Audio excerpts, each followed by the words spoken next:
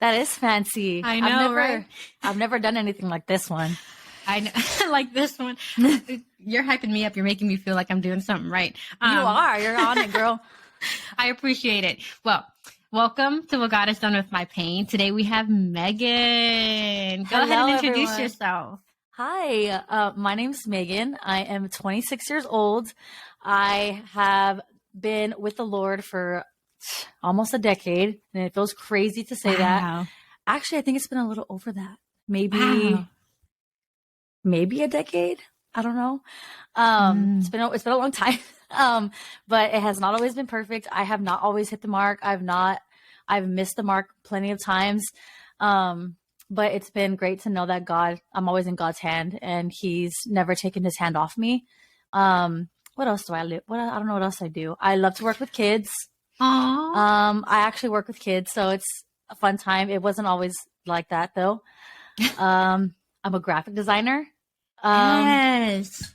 I'm an aspiring makeup artist enthusiast. Doesn't look like it, but I do that. That's my fault. That's my fault. It was an accident. It's cool. I think that's really, honestly, I'm in a nice, healthy relationship after being in many unhealthy ones. Oh, girl. Yes. We'll get into that. We'll get into that. Yeah. Yes, we will. And I'm going to clear out the air real quick. She was so sweet to meet with me at 6, but we didn't realize that we were in 2 different time zones. So meanwhile, I'm over here. I'm ready to go. And she's like, I have a whole hour, don't I? I'm like, oh, snap. Yes. You're good. So, I understand. She still jumped on and met me and came on. So if there's anyone who loves the Lord, it's definitely Megan. Of course I do. Yes. What does it say? Oh, I don't remember. I think it's in Proverbs where it's like a woman's beauty is fleeting, but like a woman who loves the Lord, like that's the woman who should be cherished, right? I think that's in Proverbs. Yeah, but it is, yes. Okay, awesome. With that being said, okay, so I'm going to go ahead and ask you, when did your relationship with God start, in the sense of what would you say, being saved, or even just you taking on that identity of walking through Christ? When was that?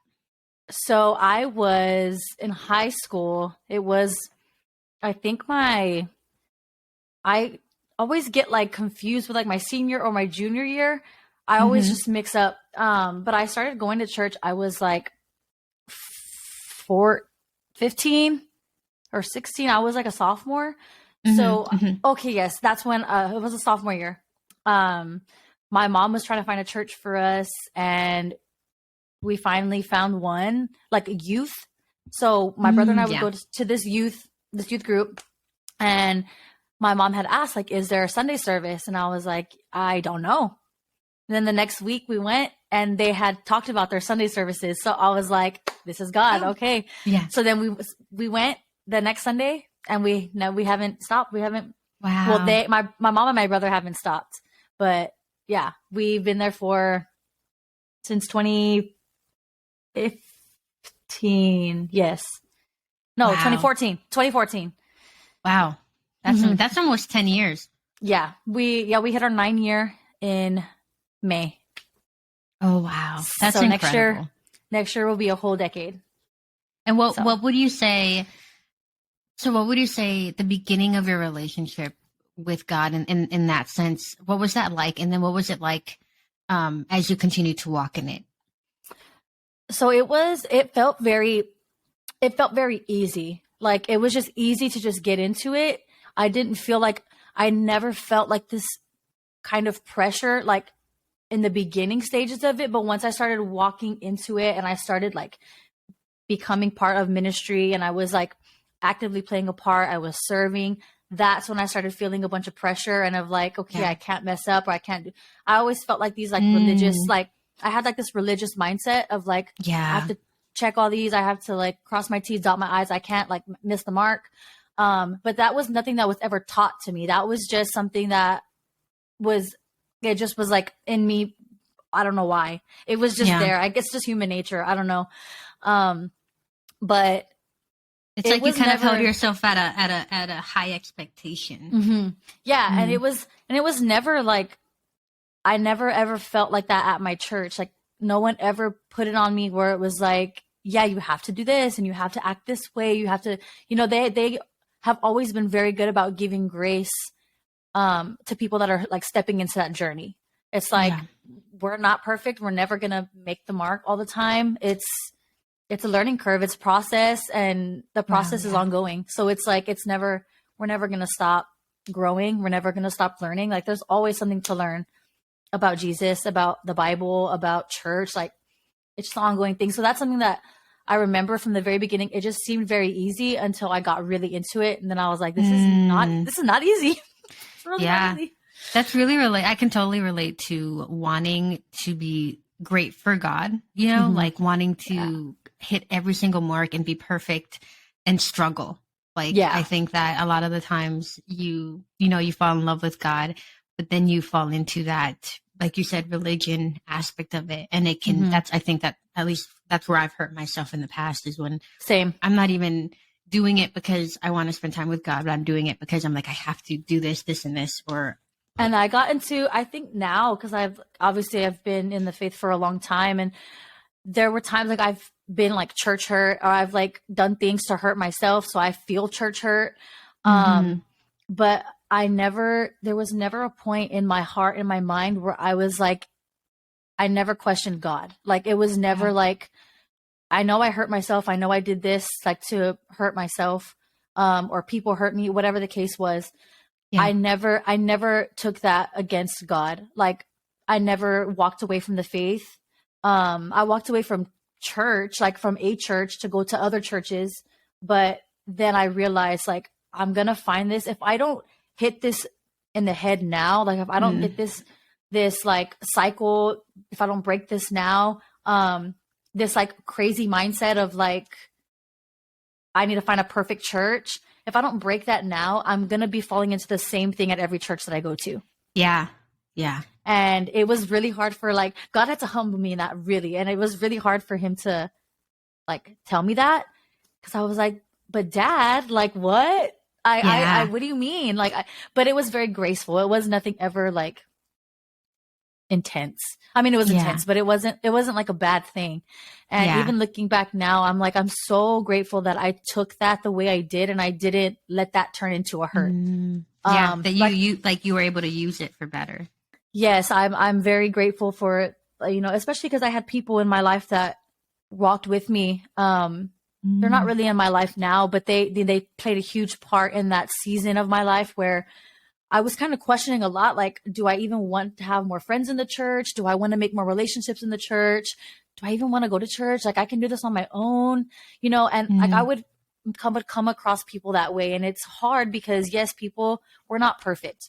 So no church you ever go to is going to be perfect. The pastors are not going to be perfect. The people in high leadership are not going to be perfect. Everyone is still growing and learning. Like, no one ever stops growing. No one ever stops healing. No one ever stops learning things. So I think something that I had to really learn was like, just because these people are not perfect. I forgot what I was trying to get at. Dang it. I forgot. No, you're honestly, you're on a good track, because I feel like normalizing the humanity in people in high places, even in the church. Yes. Okay. So yeah, I just got into a really this bad mindset of like, because I would come across people that were like, I don't need to go to church to have a relationship with God. And it's hard because like, you don't want to be around people because you're like, okay, people are going to ruin this for me. But it's like, in all reality, in Acts, like the church that like they all met together and they were in community, and that's how people received gifts. People receive, like, it's crucial, and it's very important to have community. So people can say like, I don't need church to have a relationship with God. You don't, but the Lord recommends it, and he shows the importance of it in starting in the book of Acts. Yeah, so that is so good. Community is so important. Being surrounded by people is so important. I think because I've met so many people too, myself included, where you truly find freedom and you can truly surrender, and you really find your salvation when you are around people like in godly community. Like from, I can't really speak on my boyfriend. Obviously, that's his whole story, but that's literally how my boyfriend really came to be like, I want to do this because of these people that are around me. Like, if I didn't have these guys around me, I wouldn't have wanted to come back to church ever again. Wow. Wow. So, and that's a testimony alone to how community agree. can make or break your relationship with the Lord as well. Yeah. It can have a huge effect. Wow. I agree. That's incredible. And I honestly, I can absolutely agree that even in my church where I go now, I always feel so energized when I leave a group event.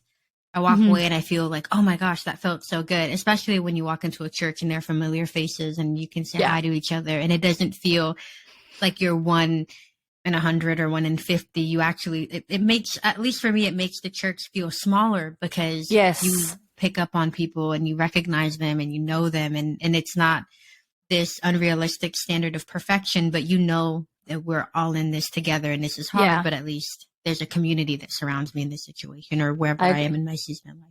Yeah, I love that. Wow. Well, girl, I could not have said that better myself.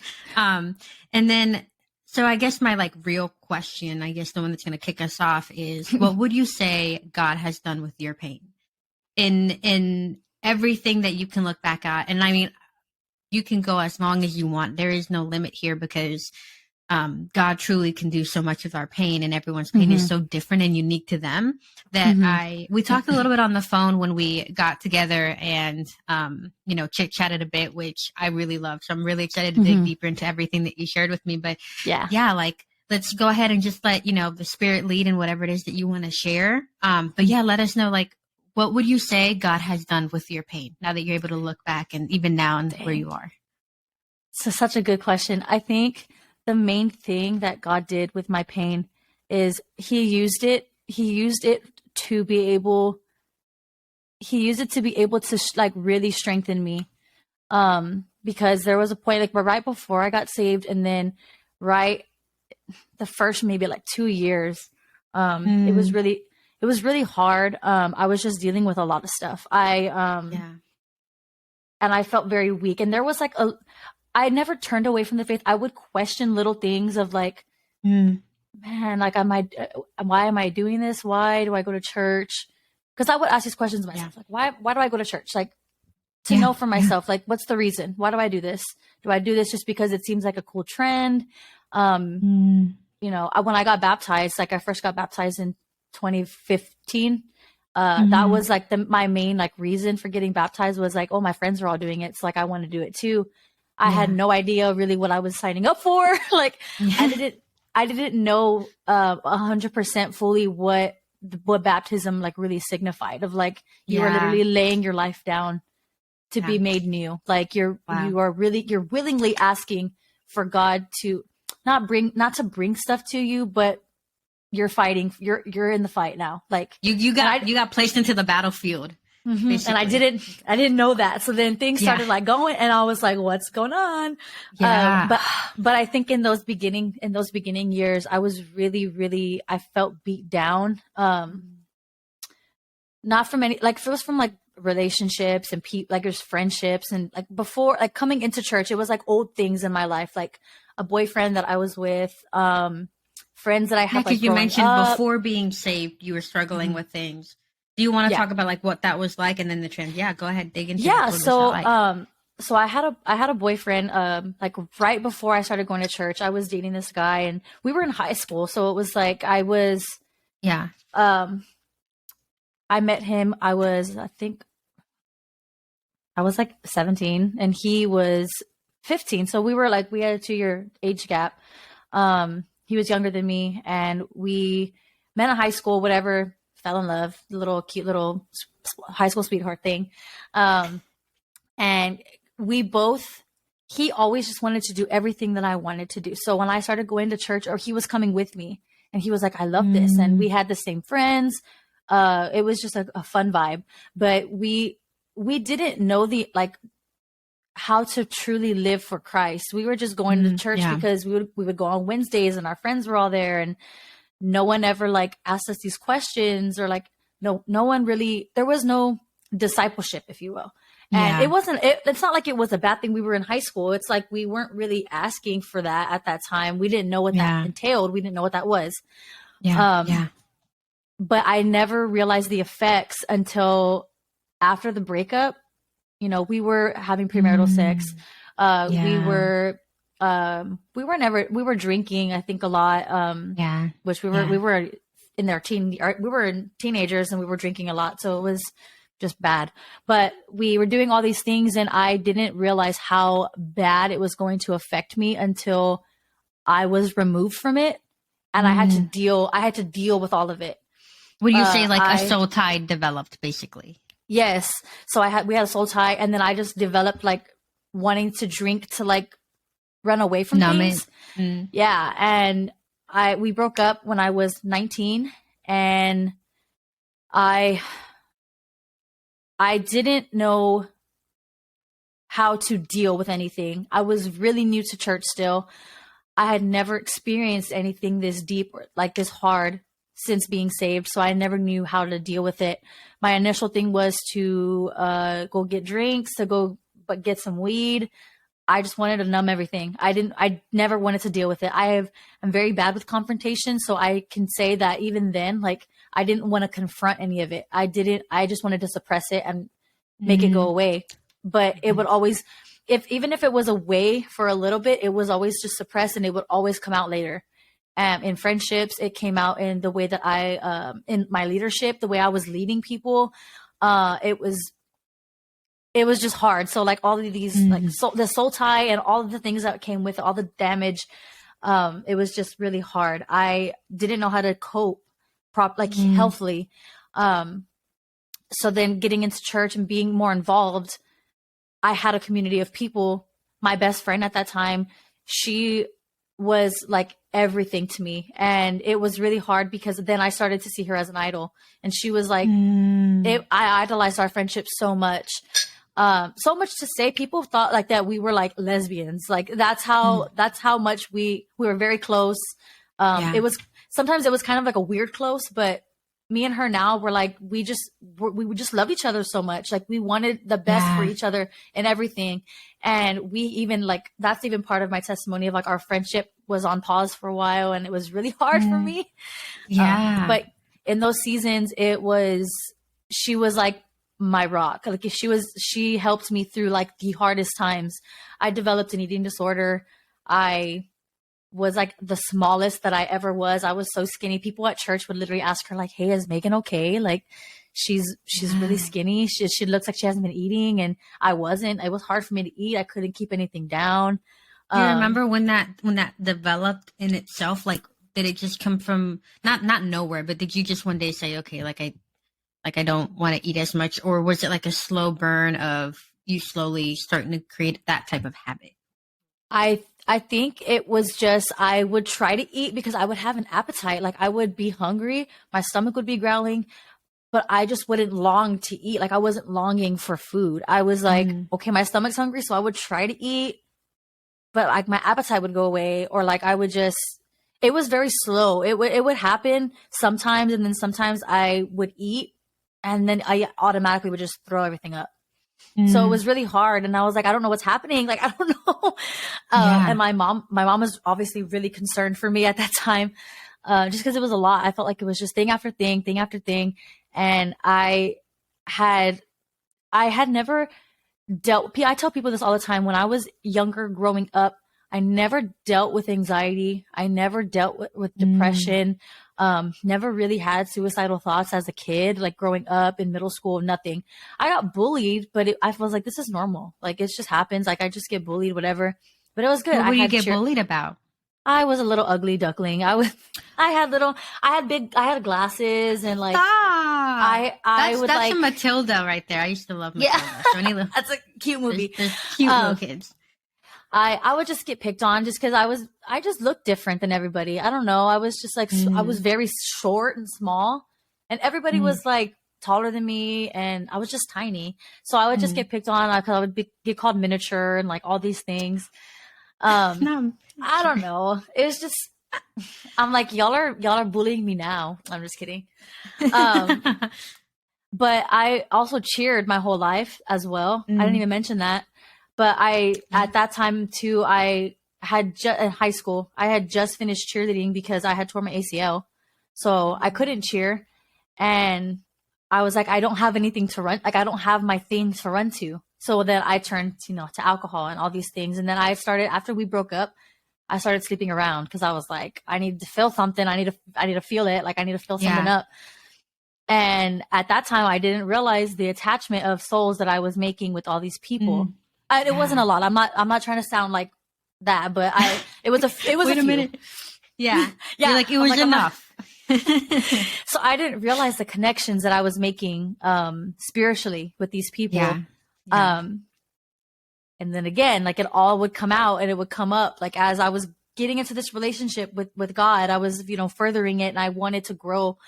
And I was probably about 21, and I came to this point where I was like, I feel stuck. I want to grow in the Lord. I want to become this woman that you are calling me to be, God. I want to, I know the calling you have on my life to be in pastoral leadership one day, but I feel stuck and I can't do it. I think you called me to the wrong thing. I think you did this wrong. Like, I was literally telling God, you're wrong. Yeah. And God was like, I'm not wrong. He said, You that's are just cute. not there yet. Yeah, it's Yeah. so cute. You think I'm wrong. He's like, this just shows me, this just is telling you you're not there yet. Like, Wow. it's not, That's it's so not good. there. It's not the time. It's not the time. And it wasn't like I was trying to jump into all, like, to pastor. Cause when I felt called to that, I was like, why? That's too much. Like, I can't do Yeah. it so much. Yeah. Which, Yeah. yes, that's a very intense calling. But I know, I'm like, but the anointing. You sure I'm not supposed to be on the worship team or somewhere in the even background? even that, I know, I'm like, can I just stay on the computer, please? Yeah, the tech. The tech team. Can I just stay here? They get to wear all black and look cool. I know. And that's my favorite thing to wear, if you can't tell. I know. But yeah, I don't know where I was going with any of that. But it was just, I felt stuck at this point in my walk. And God was just like, there's something we got to do. But I was learning too that I had to be willing. And there was times in my walk where I wasn't willing to give up what I was doing. As I got older, like, I was probably I was 23, 24, the same things were happening. I was, running to guys. I was running to alcohol. I was running to weed. And I was like, why is it the same things? Like, why do I keep doing the same thing? And finally, one of my friends had just, like, sat with me and was like, there's a cycle.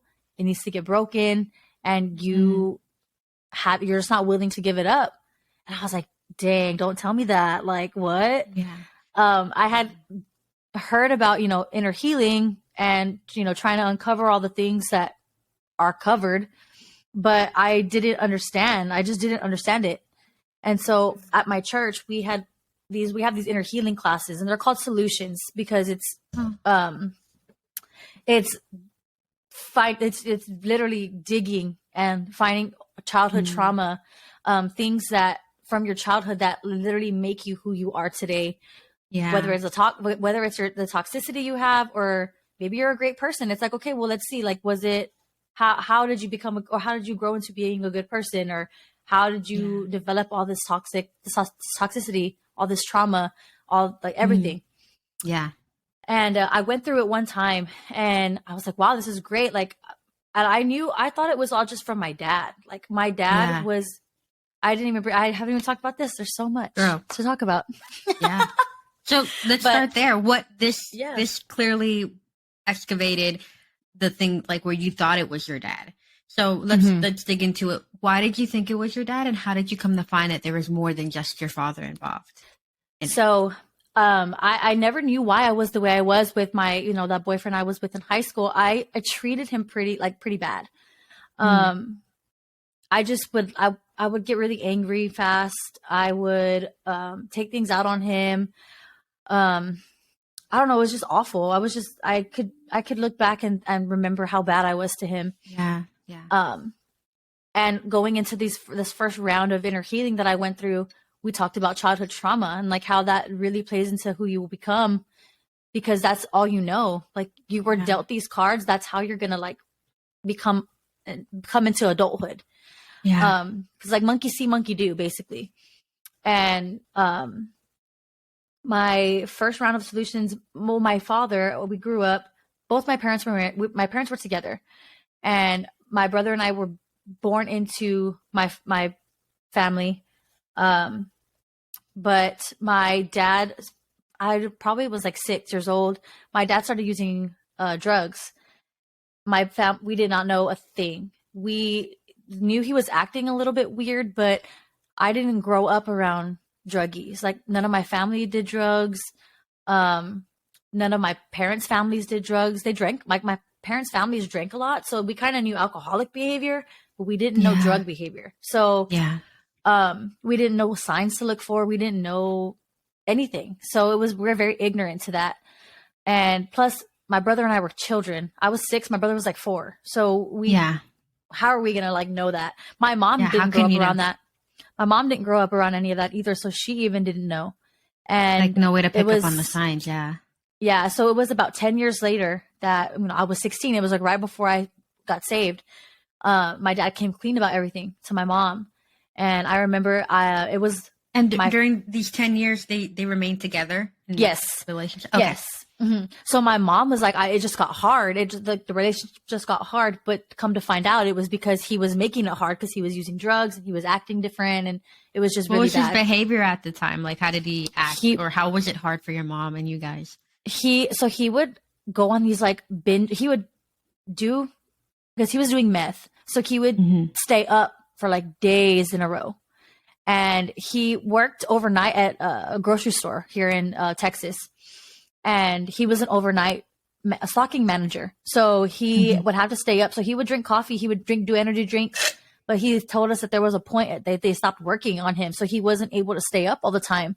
He would get really tired. So he was like, I needed something that was going to keep me up. And he had a friend that like recommended him to do meth. I was like, okay. So he started using so he could stay up at work, and he would come home from work and he wouldn't even sleep. He would stay up for days in a row. And that was one thing. He would hallucinate really bad. So he would think that he was hearing things in the walls, and he would tell my mom that like there's people in the walls and they can hear us. And my mom would just like be like, what are you talking about? Like, I don't know what you're talking about. So she would get really annoyed and frustrated because she didn't know where this was all coming from. And she ended up feeling really bad later on because she was like, I don't know, like I feel bad because it's like I was getting on him about this stuff, which I thought he was just acting crazy, but it was really messing with his brain. I think those are the main two. He would hallucinate and he would stay up for like days in a row. It's very abnormal behavior. So for any human, that's very abnormal. So, but the thing too, my dad doesn't believe in God. And he's agnostic, I would say. That's how he would like identify. But after this, like even this is a testimony in itself. My mom took him to the hospital the day that he told her everything, and he told her. Which was 10 years later. Yes, it was okay. About 2014. Okay. Wow. Yeah, I'm like, bro, what? Amazing. She takes him to the hospital so they can like check his blood, they can check his insides and everything. And the nurse that was taking care of him asked him like, are you sure you were doing drugs? And he was like, why would I not be sure? Like, I know what I was doing. And she said, because your lungs are in perfect standing. Like there's nothing wrong with any of your insides, nothing. Like, nothing, your brain is fine. Like there's nothing wrong. Wow. And so my mom was obviously in shock. My mom knew the power of God at that time. So my mom was like, that's only God. But my dad still, even that, my dad didn't sway my dad at all. My dad still was like, I don't know, like I'm just a healthy guy, I guess. I don't know. Yeah. But that's like, I think like one of my favorite testimonies to say is like, my dad is still alive and still completely healthy after 10 years of trying to ruin his body. Wow. But yeah, so that he was for those 10 years, he was very physically present, but mentally and emotionally very absent. And so that took a toll on my brother and I as we were growing up, especially like when I started dating when I was in high school. I didn't have like a proper male figure to look to. Like my uncle, I think Yeah. is the closest thing. My aunt's husband, so my mom's brother-in-law. Hmm. Um, that I think that was like the best example of a man I had, and which sucks because like I couldn't even look up to my dad in that. Like I couldn't even say like I want a man that's gonna treat me the way my dad treats my mom, or I want my husband to, well, my dad's very hardworking, so I've always looked for a hardworking guy. My dad's hilarious. I've always looked for a hilarious guy. Um, Yeah. but there was other qualities that I was like, my dad is not that. Like, how can I look for a guy that's like what I don't know. It was just like I had all these things in my head, and it was Yeah. just it Yeah. altered the way that I looked at guys, and then the dynamic of my family just really altered a lot. My mom, at that point, my mom was the one that was making all the money because my dad was doing drugs so much he couldn't even keep a job. Mm, He didn't want to work either because he was like thinking that everyone was he was out to get him, and he was paranoid about a lot of stuff because of the hallucinations. yeah. Um, so my mom was the one working, making the money. My dad was just at home, like literally just doing drugs, being lazy. Like that Yeah. was literally it. And so I had a lot of resentment towards my mom because I was like, why are you not like my mom did the best she could. And I love my mom, bless her heart. She did the best she could because she wanted her family together, and she had the benefit of the doubt from my dad. She wanted my dad to find Christ. She tried to be the best example of Jesus that she could, and she wanted my brother and I to have both of them because she wanted us to grow up in a two-parent household. Um, which I mean is valid. Like that's you want that for your kids. But she just didn't realize the effects it was going to have on us later on in life. Yeah. And Yeah. she didn't intend any of that. Like it was never like I want y'all to grow up and have trauma. Like that's not Yeah. what you want. Go and be But dysfunctional. yeah, right. Like go and be unhealthy. Go ahead. Yeah. Um, but she did the best she could, and it was I think that it really altered my view on a relationship. I told her this recently, and it really broke her heart. But Mm, at one point, I didn't want to get married because of their dynamic. Because I yeah. didn't want to have to do everything for my husband. I didn't want to have to be the one that was going to only work. I just didn't want that. Mm. Which obviously I know I could have changed the course of that, and I could have found a guy that. But I didn't think that at the time. I was like, this is how it is. Like I don't want this. And so I didn't And want to get married for a long time. I want to quickly say that's so interesting because to me, it seems like I had a similar effect, but for very different reasons. My father was just abusive, and then they broke up, and all. And I always tell my Yeah. mom, like, oh, I don't want to get married because that just doesn't seem happy. And it Yeah. seems like the enemy did a really good job in both of us for a while to convince us that the beauty of having a covenant with someone that's centered in the Lord is not worth having, and Right. it's better to be like, oh, I don't want that. When in reality, like when you find the right person and it is centered in the Lord, it can be a beautiful thing. But when you look at Yes. your parents and you see what they had, Mm-hmm. the enemy's like, oh, but you don't want that, right? And that Yeah. this, that, and the third. So I just wanted to Right. say, like, that's just Yeah, I agree. Especially because we as Christians, like, we should know how sacred a marriage is. Like, it's supposed to reflect Christ and the church, and like how much Christ loves the church, and like how much Christ would lay down his life. How he laid down his life for the church. Yeah. That's obviously what marriage represents, and the enemy tries really hard to like keep people cohabitating, fornicating, Yeah. like just so that they don't get married, so that does so they don't have this beautiful covenant that reflects Yeah. Christ and the church. And see, I didn't even realize that until now. That's crazy. Thanks, God. No, I was about to say, Holy Spirit was like, hey, real quick. Right. So even that, like, that's what I think that's where the enemy had really planted that. And that's, obviously coming now to this literal day we're finding, Yeah. realizing that that was his scheme, was to keep me from, wanting to be in Yeah. holy union. But yeah, years went by, and my parents had ended up separating when I was 19. How did you feel when they separated? Were you like, finally, or were you like, I think it was a little bit of a finally thing, but it was also like, man, like I just wish that it would have worked out. Like I wish my dad would have, not. Yeah. I guess I wished he would have gotten his crap together. Sorry, Yeah. can I say that on here? Oops. No, but it was really hard because that's all I knew. So it wasn't like, it probably would have been a little bit different if they would have split up when I was younger. And then I just, all I really knew was a single parent household. But, at the time too, it was kind of like my dad wasn't really doing anything. He was kind of just taking up space, like not to be rude, like not to be ugly, but he was kind of just, you're identifying it as it was. So, it was more, I felt a little relieved at the time too, because there was times when like my brother and I we didn't even notice it at the time, but there were times that we kind of found ourselves taking care of our dad, where it was like the roles were backwards. It was like, okay, well, you should be taking care of us. You're our dad. Yeah. We're 15 years old. Like, you know, and I didn't have a healthy view of my dad at all. I was just like, is this how all dads are? Like, I don't, and I also grew up, the area that I grew up in, the people, all of my friends and cousins and everyone grew up with 2-parent household. It was very rare when there was a single parent household, but where I'm from here in San Antonio, it's very family oriented, very about family, very like together. You really don't move out of your family's house till you get married type thing. Like that's literally how it is. So it was kind of hard too, because I was like, okay, well, this is all I knew. All my friends have their parents are all together. Like it's just hard. But then going into my relationship, because I was with my high school boyfriend when my parents were still together. So all he knew was my parents together. Then we split up in 2016. We split up, me and him. What was the final of your relationship? Like, do you remember what caused to split up? I think I was going to go out to college. This was right before I tore my ACL.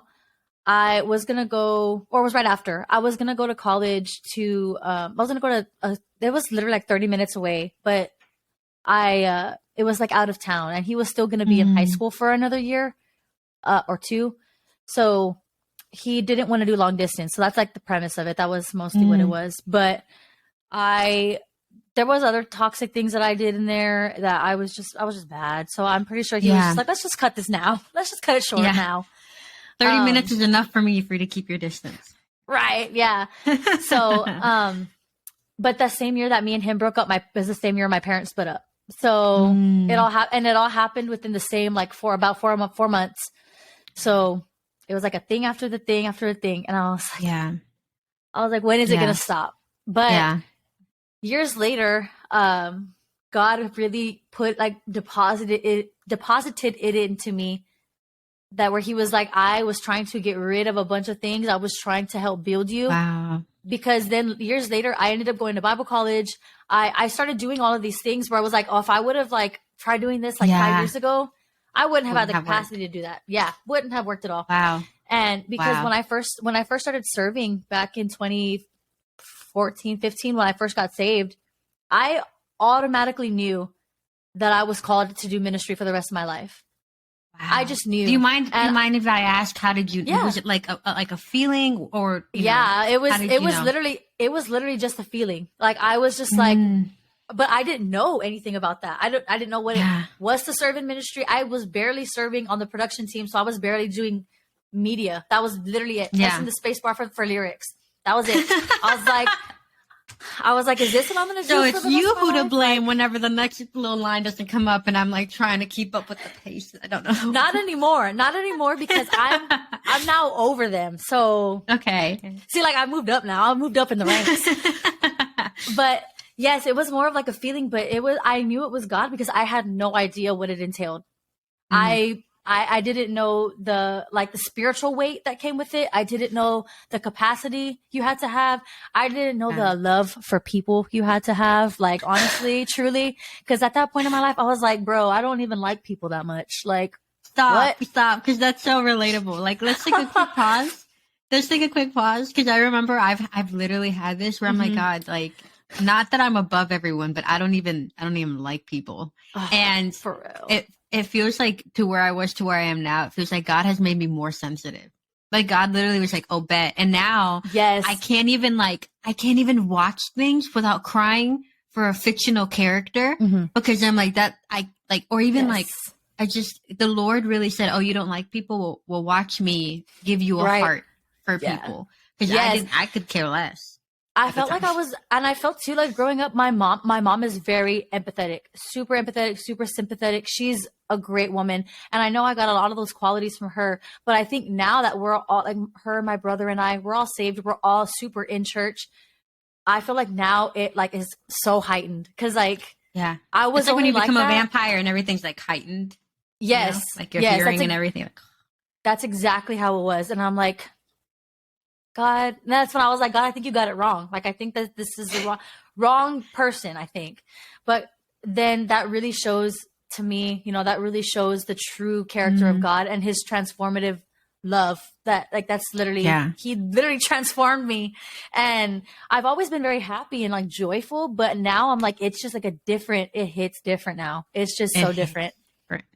Wow. It hits different. That's really beautiful. And I wanted to ask, because, you know, like some people, everyone has such a different telling of what happened when they got called to a certain thing. And this is not to digress, but this is just a quick plug for an incredible testimony YouTube channel. It's called De La Fe. I don't know if you ever heard of it, but this incredible guy, maybe. He does interviews of people, and they just talk about their testimony of how they come to know Jesus or how they've given their life to Jesus. A lot of incredible stories. I really love it. Whenever I watch it, it gives me the energy, and it gets me excited for the people that I watch. But there's this one guy, he was called for deliverance. And so the way he described his experience was that growing up, he was super sensitive to the spiritual realm. And so he said that he got visited on the night daily of like, and he described it as like, the enemy knowing that his gift was deliverance. So the enemy was trying to scare him by using the same. So he would see like people in his room. He would see all of these things, and he would try to tell his mom, and his mom was like, oh, you're just dreaming. And he's like, I'm not. And so he grew up being super sensitive to it. And then just to come to find out that like people would manifest in front of him, and he grew up in a Pentecostal church. So it's even more heightened. Yeah. He was like, he witnessed it, and he now that's what he does for a living. He does deliverance. But I just was so curious because like everyone has such a different experience. And I remember when I watched that one, I'm not even going to lie, I got chills when I watched it, and I was just, I'm going to have to go watch it because especially like now, yes, send it to me, because even now, I mean, you even heard part, like whenever I was telling you part of my testimony, you know, deliverance plays a part in my testimony as well. And, man, it's just, it's so good. It's so good. Yeah. It's so good. I'm going to send you the link, but it's so incredibly good. And it gave me chills. And I also kind of got grateful because I was like, I'm so grateful that I don't have that gift. Like, or that for real, it wasn't like, to the extent where I'm in my bedroom at night freaking out every night. Cause he truly described that like every night without fail. So, but you'll see it. It's called De La Fe. It's the guy who made it, he's Hispanic. So it's in Spanish, De La Fe, but it's like for faith. It's absolutely incredible. I've actually had the opportunity to sit down with him once. Wow. Because he does, well, it was more because he does prayer before he posts any YouTube video. He invites people to pray with him on a Zoom call. And I just had the blessing to talk to him real quick. And he told me about it. And his main goal with that channel is just to reach people. Yeah. And to get those testimonies out there. He's such a humble, incredible person. So I will send that to you. And his whole, like, I've binged almost his whole channel, but I'm going to send you all the good ones that I think you'll really enjoy. But anyways, back to you. But you were saying, you got called to ministry. It changed who you are, you know, like at the time, like you didn't care about people. And so I keep talking about that. So you could see God removing things out of your life is where we left off. Yes. So I always saw it as such a negative thing. I was like, I'm just losing people. I'm losing things. Like, you know, my family's broken up now. It just always felt so bad and negative.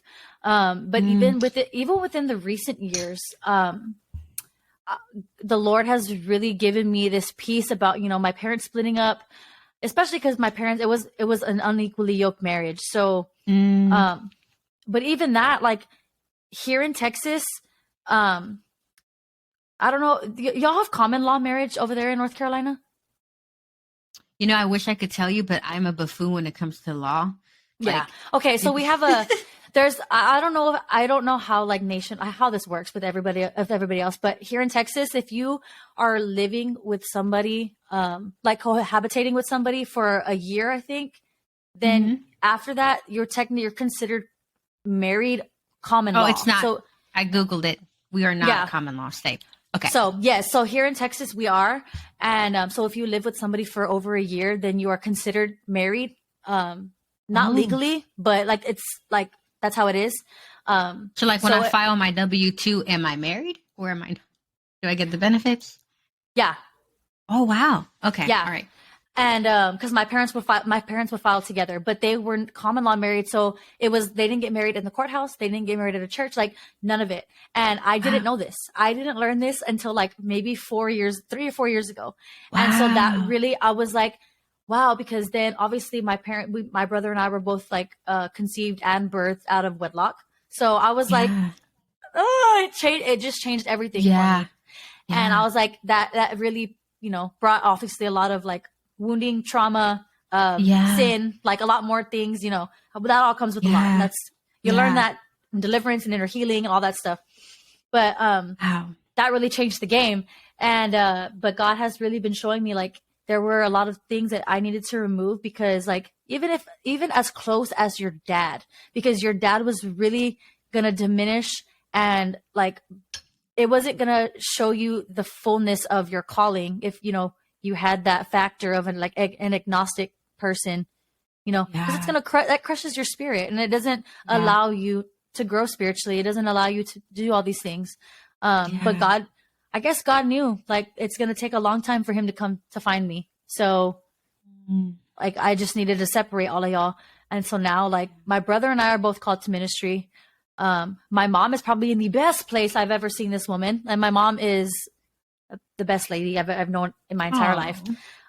So I feel like, after that happened, we all came into like the best places that we could have ever been. And I feel like it just gets better. It just gets better and gets better and gets better. But if it wasn't for that, I think that I probably would be dead. I don't know about my other family members, but for me personally, I probably would have like kicked the bucket a long time ago. I've tried, but God said no, not today. But yeah, coming into that, I never grew up, like I said, dealing with anxiety or depression or suicide until like I got saved. And I was like, why is this happening? Like what, you're supposed to be so loving and so, gracious, but like, why do I feel like I want to like off myself every day? But I think something that stuck with me. Let's talk about that. What is it like to be saved but still struggle with that suicide tendency or like thoughts? Yeah. I learned this, or I heard this in the middle of all that. I didn't hear it right away, like when I was like dealing with this, because I didn't know who to tell. I was like, I don't know. Yeah. I felt weird to talk about it with my mom. I mean, my mom and I are really close, but I just didn't. But she's your mom. Yeah. I was like, I don't want to scare her, because like, my mom is my mom, so she doesn't want me to die, obviously, but I didn't want to scare her. My brother and I were not that close at that time. My best friend, I just didn't want to like burden her with that stuff. I was dealing with obviously my breakup. I was dealing with a bunch of other stuff. I didn't want to like add another thing to the list. So I kind of just kept it to myself. And I think that's where the enemy, really worked. The enemy really worked in that, because obviously he wants us to stay bound, and he wants us to keep having those thoughts. So there's one less, person for the kingdom fighting for Christ. And I heard one time when I was dealing with all that when you get saved and you declare that that Jesus is your Lord and Savior, there's like this big giant target that gets placed on your back. So the enemy is like, I gotta go after that one, because when you're not living for Christ, you're good. Things are gonna happen. Yeah, things are gonna happen to you, but it's not gonna be to the extent of like maybe someone that's saved, because the enemy already has you in his corner. So it's like, I don't got to deal with them that much. I don't got to throw things at them. I don't got to torment them like that. But I mean, I've heard it described. I was just going to say, I've heard it described as an open cell, like an open prison, that being, not necessarily not being saved, but like when you're living in an unawareness of what God can have for you and living in the world, you're in a prison, but with the door open. And the enemy makes the prison so nice. Like you got all the good stuff. You got a flat screen TV. You got every worldly thing you could ever possibly want.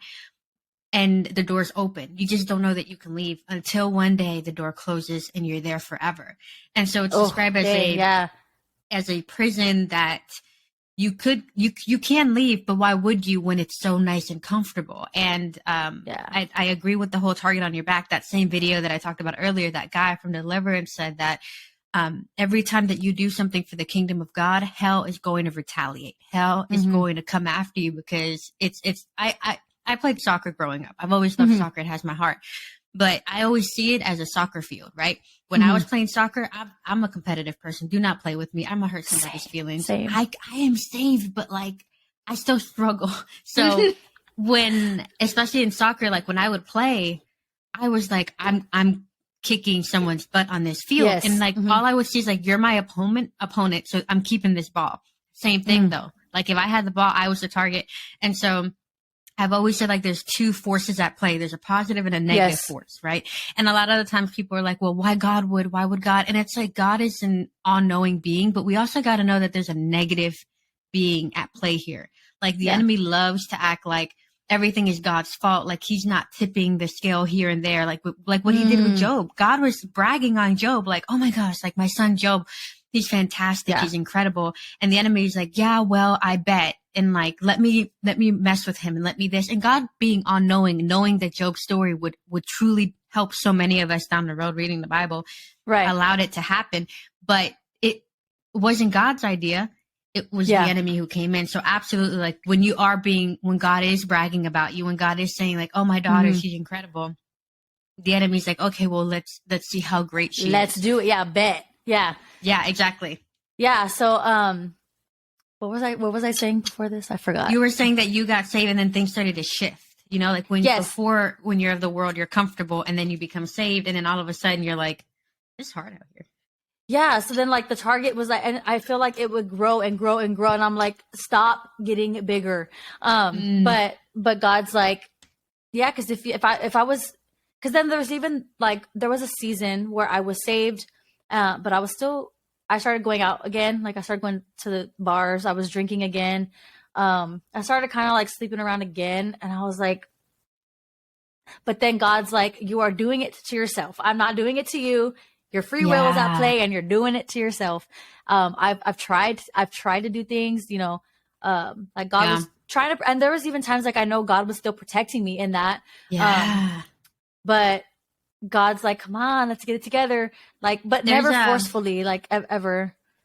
I agree with that, because you reminded me. So there's this one time, like saved, you know, baptized, all of this stuff. But I made the choice of taking an edible, and I had taken edibles before.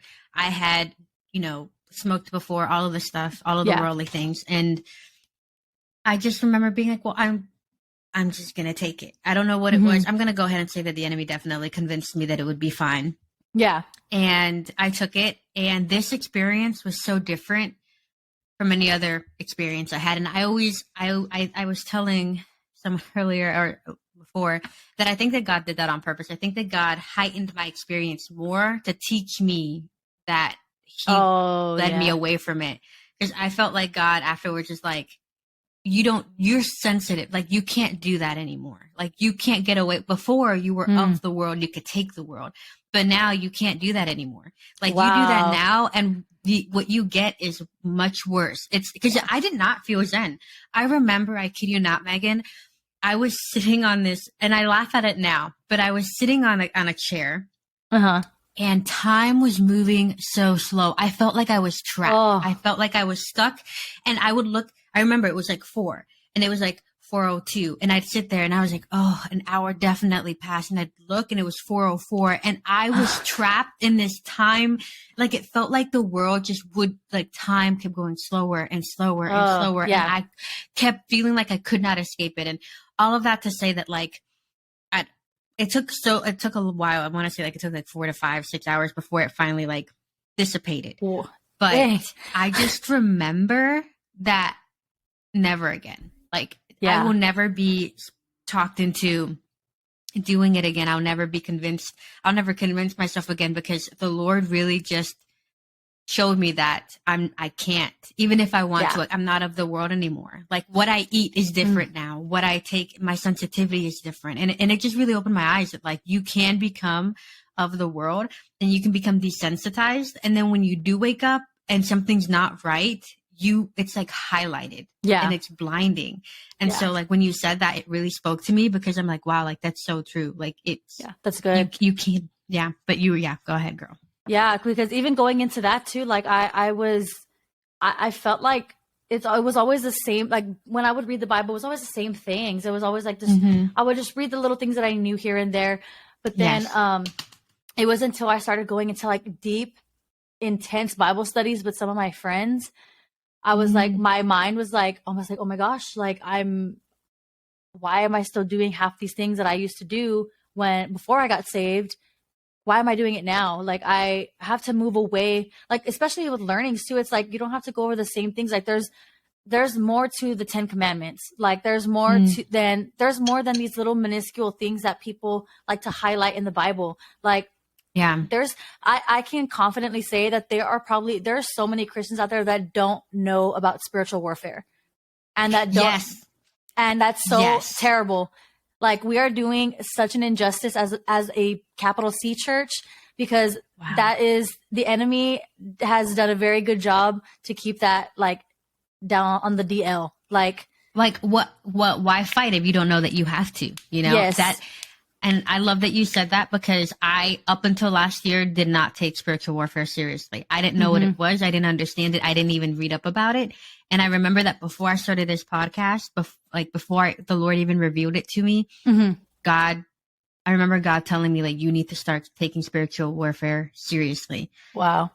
Because once I started to accept doing this podcast, I started to experience sleep paralysis. I started to experience like spiritual warfare through family. And I remember just being like, oh, like, God, you weren't kidding. This is a real thing. And so I love that you said that, because you do need to highlight spiritual. You are absolutely correct, Megan. It is so incredibly important that. And I think too, I think that I think what really opened my eyes to that was like right before I went through deliverance, because I didn't understand like why I was still in cycles.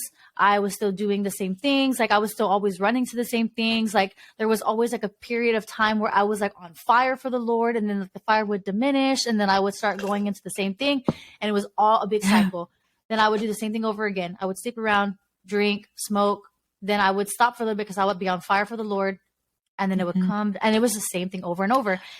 And it would happen a couple times a year. It would just the same times every year. And so then I realized that I was like experiencing like seasonal depression, because around the same times where I was low was always the same time every year.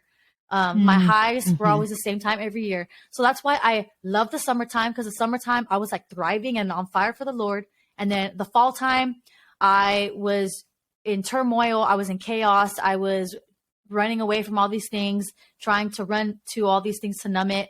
And it was the same thing every single year for like 4 years in a row. And I'm like, I don't like this. Like, I want this to stop. Yeah. Wow. And I experienced a really, it was a really hard time. A couple years after my breakup, my high school breakup, I was struggling with suicide very bad. It was heightened. It was just really bad. And I got triggered one day at church, actually, with a guy that I had used to date at my church. It was kind of fresh too. It was like it was a kind of a fresh little like ending. And so he had brought a new girl to church, and I was extremely triggered, so bad. And of course, people could say I was being dramatic, but it was the things that I was dealing with internally that made it that much worse. I went home and I was throwing a fit. My mom was like, you were having a tantrum, like on the way home. You were screaming bloody murder. Oh. I was crying. I was just crying and I was screaming like, I want to go home. But it was one of those deep cries where it was like, it was just a deep cry. I was just like, I couldn't breathe. Like, it was bad. It was very bad. Oh, like panic attack involved. Yes, yes. And so I got home and I kept hearing in my head, just end it. There is a place in your closet you can just hang yourself. Just do it. And I was like, so I was starting to. I grabbed a shoelace. I was like, I don't know how the hell a shoelace is gonna. I was about to say. Up. I don't know. That's the word right there. I was gonna try the shoelace. It's gonna fail. I don't know. It was within the moment, right? So I love it though. Like I don't love it, but I just love that you're like, shoelace, let's go. So confident, right? Like, what do you expect me to do? Right. And so I was gonna try. I didn't know how it was gonna happen, but I was gonna try. And I was just screaming. I was just screaming on the top of my lungs, like, stop, stop, stop, stop. And I finally had, like, laid in my bed. I remember my mom had told me, like, a couple years later, she wanted so badly to come into my room to tell me to calm down and to, like, help calm me down. But and my mom is very in tune with the spirit. So my mom was like, the Holy Spirit literally stopped me in front of your door and told me not to go in. Like, just sit out here and please just pray. And so my mom literally she was like, she said the Lord had put all the chaos, like she could feel the chaos and the anxiety and all of that. She could feel it through the door. And so my brother also was in the living room and he was like warring. That brother was he was praying up and down the house. And my brother also had to take on the spiritual authority role of the house at a very young age. He was like 15, 16. So, and so my brother's done an exquisite job at doing his best at being the head of the house. And so in that moment, all he knew was to pray. So he went, prayed. My mom had her hand on my door and was praying like, God, and my mom didn't know what to pray. She was like, I didn't know what to pray in that moment. Like, I didn't know what you were dealing with. I didn't know how bad it was. But she was just praying for the Lord to have his hand on me and to protect me. And so I was in there, it was bad. I literally felt, and I was crying so hard. My eyes were closed. I remember because I was like trying to like get it to go away. I was laying down at this point and I was just screaming and crying. And I had like, the Lord gave me a vision of it where like the enemy, I literally could see like a little tiny Satan and a little tiny Jesus literally fighting over me. Like the enemy was fighting for me and was like, she's mine.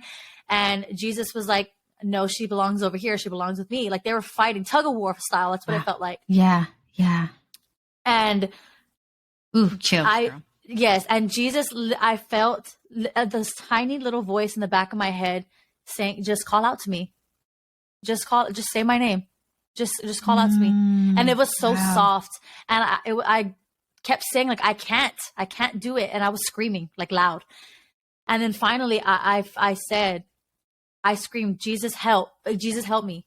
And then I just, in my mind, I just saw the enemy just let go of this rope. Wow. And that's what it felt like. Everything ceased. Like all like the negativity, all the demonic forces that were over my room, literally it all just ceased. Wow. And then my mom walked into my room because she said that the Lord led her to walk through my door as soon as that all ended. And she came and sat on my bed and I asked her, like, can you just please pray for me? And so she like put her hands over my head and prayed over my mind and my mental. Wow. And then, that was crazy. And then that was the day that marked for me that spiritual warfare is extremely real. It's extremely alive. Wow. And it is the demonic side is as active as heaven is. And they're both at play and they're on it all the time. It's 24/7. And I am so incredibly grateful that you share that because I don't think a lot of people, especially believers too, recognize. And again, I'll use myself as an example. I did not realize how important spiritual warfare was. I did not give it enough credit. I just did it. And I really love that you shared that beautiful imagery of how you described it because that is so powerful. A lot of the times that's exactly what it feels like. You're struggling and you can't utter the name Jesus. And also it's hard and you have to literally like with all of your strength, seek him and call out to him. And I love that you just went into all of that. And like, I'm like so grateful that you share that because you reminded me of, I too experienced a lot of like border, like I was so convinced that I was going to commit suicide, like I was going to take my own life. I was convinced that I was going to do it. I had gotten to a point where I had written everything. And this was before I was saved. Like this is, like I struggled horribly. Like I had a lot of self-harm issues and suicidal tendencies. And I would write letters and I look back now and I'm literally like, like you said earlier, like I'm only alive because God wants me alive. Because Yeah. I am convinced that I too would have kicked it had I been in control. Had I Right. listened, because I remember I was a teenager and my mom would be driving and I would be just so consumed by this darkness and sadness. And I would hear like, oh, just open the car door and throw yourself out. Like open the car door See, and and like jump. I all these intrusive thoughts, they would just run. I'm like, that's Yes. normal, right? But like, no. No. And I would be so consumed by sadness, and I would want to do it, but it's truly beautiful to see back that I think the Holy Spirit took hold of me and would not let me do it. And Mm-hmm. and I just like, I love that but the thing is, I don't have a story where I can describe me in the middle of a battle and being able to like explain Yeah. how Jesus, like, I love that not only you talked about how that was from your perspective, but we got your mom's perspective, which is beautiful. And we got your brother's, like what Mhm. he's doing too. And the power of prayer is so Yes. important when you're dealing with spiritual warfare. And like, you know, having people there who, when you can't pray, will pray for you. And even if they don't know what to pray, like, Yes. it's just absolutely beautiful that you share that. Like, that is incredible. And like, just to get that perspective, like Yeah. that is more valuable than gold and anything, because that, like you said, it gives you a perspective of spiritual warfare is real and we got to take it seriously. And I never took it seriously until Mhm. recently. And I'm so glad that God said, girl, you need to get on your stuff. And I, like, similar, like before I started the podcast, or when God asked me to leave my job, I struggled. Like, I would pray to the point where like I was having anxiety attacks, not because I didn't want to do it. It was because, well, I didn't want to leave my job. I loved it, but I Yeah. didn't want to leave, but I love God more. And so I started to experience like a lot of doubt, not about Mhm. necessarily God, but just about myself and all this stuff. And so my boyfriend would pray for me. But as soon as I left my job, I felt this peace come over me. Like, I just felt so at peace, no regret, very happy. And I told him, I was like, oh, I'm not struggling anymore. And he said, well, they have nothing to fight against now. You did what God asked you to do. So they have no reason to hold you back now. You did it. And it shocked Wow. me that while I was trying to make that decision, I was struggling really, really Wow. bad. Like, I was just not okay. And I was still holding on. And the moment that I left, and it was difficult for me, but I did it, all of the voices stopped. Like, even in like Wow. right now, while I was walking with God and I was spending and worshiping and praying, there's this spiritual warfare going on, and I couldn't pick up on it. But it Mhm. wasn't until he said that he's like, they have nothing to fight for anymore. You did what God called you to do. They were trying to hold you back and convince you into not stepping into what God was asking you to Wow. step into. And Obedience. So I'm good. telling you, Yeah. it's so good. And I'm so grateful for that imagery that you gave, in that, just the Mhm. rawness of that, because I really hope that helps somebody. There might be somebody I out do there too. who Yes. struggles with that, like not mentality, but like struggles with the mental health that comes with spiritual warfare, because we're on a broken world and we're in Mhm. all of this. And so, thank you so much again, Megan. Like, that was beautiful. Thank you. Of course. Yeah. And then like I know that there are Christians out there that struggle with mental health issues, and sometimes yes, there's like, scientific evidence behind, mental health, and, but that's not the case for everybody. Like for me, it was all spiritual. I know that for a fact. I was never diagnosed with anything, but I know that it was all spiritual. The spirit of suicide is very real. Spirit of depression, very real. Spirit of anxiety, very real. And I also remember too, because it didn't go away. Like, it wasn't something to, like, that's a misconception as well. I would like to think that it doesn't just go away until you tell it to. Because I never said, like, God, take this away from me. I never demanded it to come out. Yeah. But I will say, I remember too, years later, I was fine, doing ministry, doing the things. And probably like 2 years later, I met a new guy, and I dated him on and off. It was very toxic, on and off. But I had told you about him when we were on the phone. I met him at Yes. church. He was 5 years older than me. He was like everything on the outside that I would have wanted, you know, tall, skinny, full of tattoos. And I was like, that one, I want him. She got a type. She got a type. Not calling dibs at church, but but yeah, like, I'm sorry. I know. He's like, I didn't realize you put an order. I didn't know. I know I put in a request. But then we started dating. You know, the backstory, I basically became friends with his sister. That's how I kind of like put myself in the equation. And then we started talking. Then we started dating, very on and off. We got together in 2020. So 2 years later, it took him 2 years to ask me to be his girlfriend. I should have ran away a long time ago, but I didn't. Mm-hmm. Yeah. And when I started dating him, I knew that he was like struggling with a bunch of stuff at that time. He has a lot of mental health issues. You know, he was struggling with depression, with anxiety. He had the occasional suicidal thoughts, you know, and there was just other stuff that he was dealing with at that time as well. And I felt cleansed. You know, I didn't have any soul ties. I was like, I prayed the Lord took it all away. I surrendered it all. It's all gone. So I felt like I was on a clean slate. But then when I started dating him, it was, again, back to square one. And it felt like it was all the same things all over again. The drinking, he had got really, before he got saved, he was a drug user and an alcohol abuser. And he got saved and he completely stopped doing it all.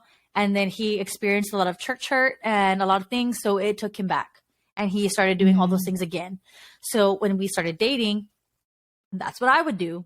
That was like our fun. We would go and drink with his friends and go do all these things. And we were sleeping together. And so it was all, I was like, this is what I knew. It was comfortable and it was like the norm for me. So at this point in my walk, I was feeling extreme conviction, like to the point where I would like want to throw up. I was like, I can't, I don't know why I'm doing this to myself. Like, why do I put myself in this situation? Why did I do this? But then my flesh was like, because I love him. I love this guy. I want to be with him. And this is what I have to do to be with him. And God had to really humble me. I felt like I was trying to set myself apart, where I was like going to church and I was, you know, I had this amazing group of friends. We would do all these great Bible studies together and we would all try to keep each other in check and accountable, righteously, not in like this weird demeaning way, but like, you know, righteously. But no one ever told me anything about my boyfriend. Like, they all knew him because his sister, my friend that I was friends with, she was part of my friend group. And no one would ever tell me anything about my relationship because they all knew I would not listen. And they had all come into agreement that only God was going to be able to change my mind about it. No one else could. So they kind of like not let me, like they were giving me permission, but I stayed with him and I was back in this whole place of living two lives where I was like my life with my boyfriend and then my church life. But I would still I'm telling you, my conviction, it was bad about it. Like, God would so many times do little things for me to leave and I wouldn't listen. Yeah. I was like, okay, well then, but I love him. Like, why, God, why can't you change him? Why aren't you changing him? Like, I'm asking you to please change his heart. Like, why aren't you doing it? And I remember I was praying one day. I was literally at his apartment and he was playing his video games and he was doing whatever. And I was sitting on his bed and I was reading my Bible. And I was praying, like I was writing in my journal. I was like, God, change his heart. God, do this, whatever. I know you're going to do whatever. And I remember God stopped me from writing. I like stopped mid-sentence and he was like, I cannot do something he is not wanting me to do. I cannot change him because he does not want to. He is not he's not giving up what he's doing. He's not laying his life down. He's not sacrificing his life to be with me. So I cannot do anything. And that also just showed me the gentleness of God and like how gentle and how kind God is. Cause he's like, I'm not going to force myself on you. I'm not going to force I'm not going to force myself into your heart. You have to want me to come in. You have to want me to change your life. So I was just really, I was, fighting two things, and I wanted to be with him, but I wanted God. Like I loved him, but I loved Christ more. But my actions obviously were not, they weren't showing that. They weren't showing that at all. Yeah. And I remember we had broke up because it was just toxic, and we were just back and forth, and he would tell me I was immature. He would tell me I needed to grow up and whatever. He didn't like any of the friends that I had. He just wanted to keep me isolated. He would manipulate me a lot about like nobody wanted me to be happy. That's why people would tell me to break up with him, and just like gaslighting 101. Like just he would pull from the gaslighting book. And but then it was because now knowing it was a lot of stuff that he dealt with as a child that he never dealt with, the way he grew up, and like, the things that he would do before he got saved. He never fully surrendered things to the Lord. And I remember one time I was having a really bad panic attack, and I hadn't had one in probably like 2 years before that. Since then, I hadn't had one. And I asked the Lord, why does this feel worse than it has ever felt? And God said, because when you joined your soul with his, you were willingly taking on everything that he was dealing with. So your depression that you were dealing with was doubled. The anxiety you were double dealing it and with give it was to doubled. the next person. Literally, I was like, so then I felt it was awful. I had never had panic attacks like that ever in my life. And then I started learning about deliverance. And the deliverance minister that had, that he administered deliverance to me was actually related to this guy, to my ex-boyfriend. They were cousins. Oh, wow. Yeah. So I feel like it kind of helped because they knew everything that he was dealing with. So it's like, we know exactly what to pray for. We know what to like ask to leave or demand to leave. And before I went through deliverance, I was at probably my all-time low. Worse than I was when I tried to commit suicide that one time. It was worse than that. I was at the point I didn't want to go to church anymore. I wanted to stop going to church because I literally had lost hope in going to church. I didn't want to hang out with the friends I was hanging out with because he had convinced me that my friends were all bad. It was just at a bad point. And it was like a Saturday night, and I told myself, I know I have, but I would still go to church because I knew in my spirit I needed to go. Like I knew the Lord always telling me, you need to be at church. Like you need to go to church. Yeah. And when me and this guy had first started talking, like a couple years before this all happened, our relationship beginning was the reason why we both left our church that we were at. So the church that I go to now, the church that I got saved in, we both left because nobody wants us to be together. Nobody thinks that we're going to be happy. No one wants us to be happy. Whatever. All these things that we let the enemy plant in our minds.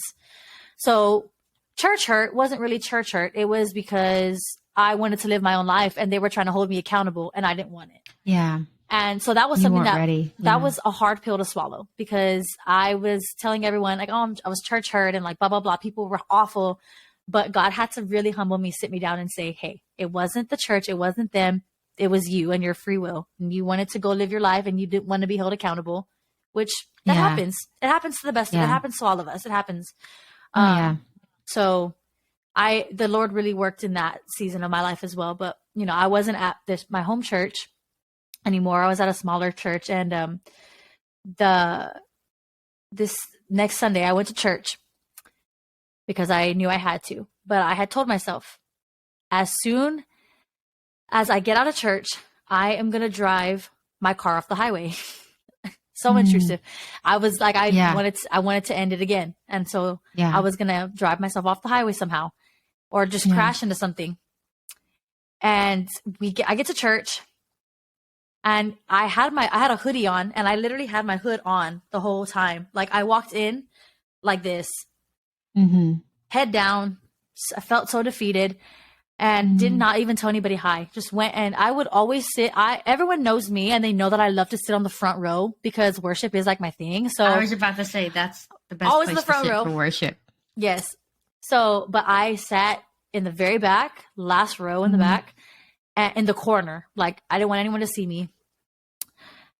And the couple that had administered deliverance onto me, they actually were going to my church at this time. So they were like my mentors at this time in my life. And the wife, she came up to me and she, hey Mija, how are you doing? Are you doing okay? Like are you tired? You don't seem like yourself. Like I'm praying for you. Politely I love you. trying to say, what's up? What are you going through? Yeah. That's the polite saying like, yes. And they're not really ones to pry and to like nag and question like that. But I mean, obviously, yes, to like make sure you're okay. But so she was asking me like, like, are you okay? You can always talk to me and whatever. So she prayed for me really quick right there, and then worship started. And during worship, like it was great. I was, worshiping, and I even found myself worshiping, but I found parts of this, like it was hard to like lift my hands and to like, I just felt very stubborn. And my pastor at that time, it was very normal for him to get up in the middle of the set and go on stage and like give a word, like a short little word that God would give him.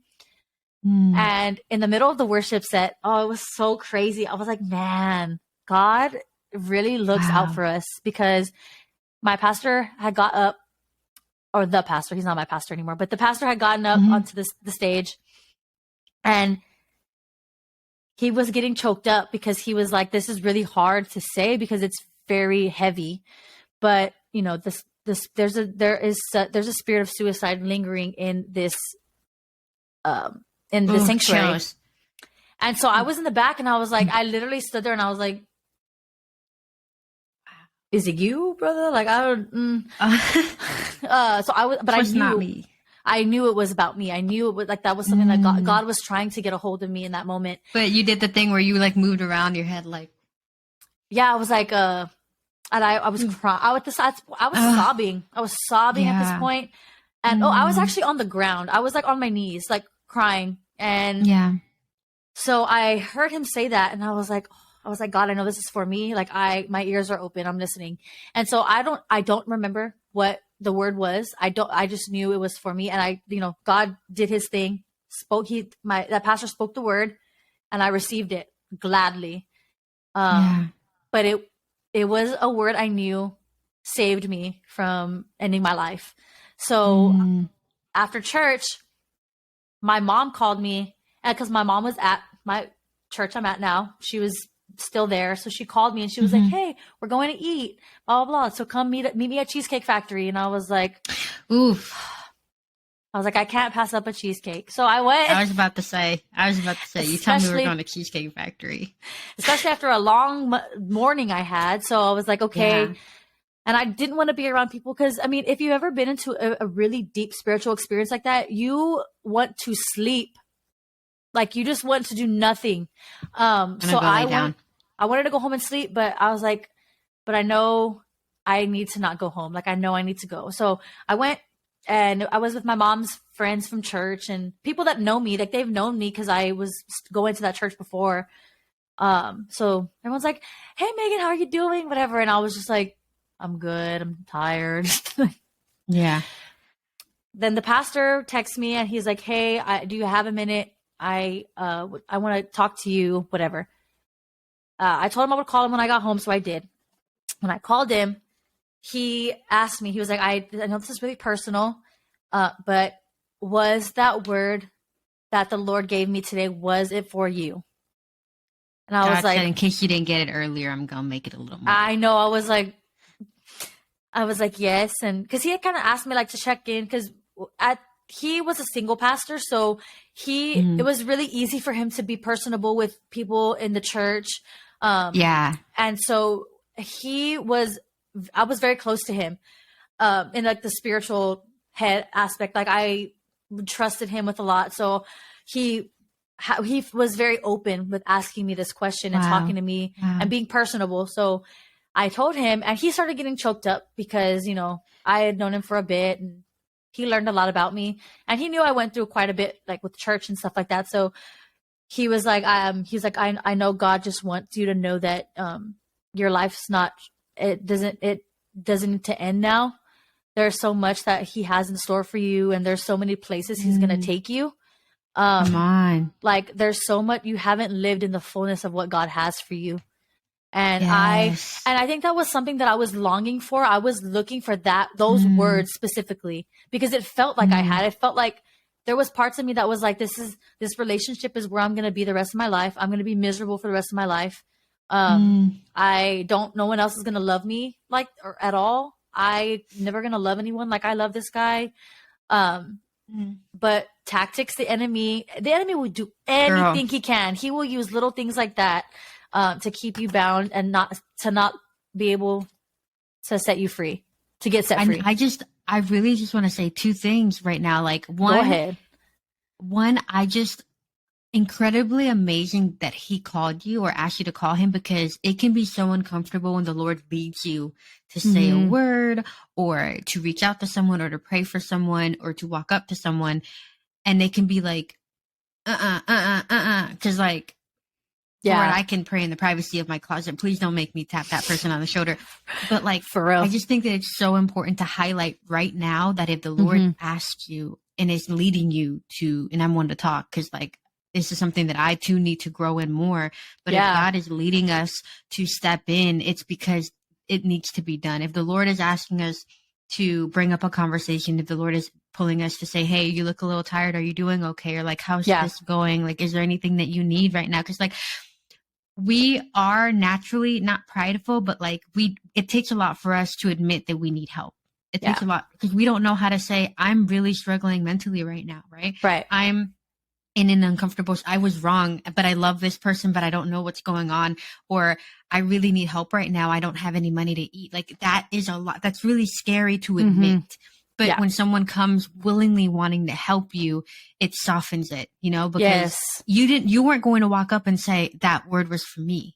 It takes a lot to do that. So for him to come and say, hey, was that for you? That takes just as much. And for him to do that, just adding that additional confirmation and giving you that validation of like the Lord is reaching for me. Like this person went out of their way to reach for me. And the other thing I wanted to mention real quick was how the enemy wants to keep you in the wrong situation. Like that lie of like, no one else is going to love me. I'm never going to be happy with this is where I'm stuck. Like I can't go anywhere. That is such a lie. Cause I mean, I've been in a relationship. I was previously engaged in a relationship where there was just a lot of like lying and cheating and all of these things. And just, I didn't realize how good I could have it because I was convinced that that was the best I was going to get. This is the best offer. Yes, this is the best offer I have. This is the best situation that I can be in. There's nothing else better. There's no one out there who's going to love me better than this, even though that this is low quality grade love. Like I'm not even valued right now. But in my mind at the time, I was convinced that this is the person I was supposed to be with.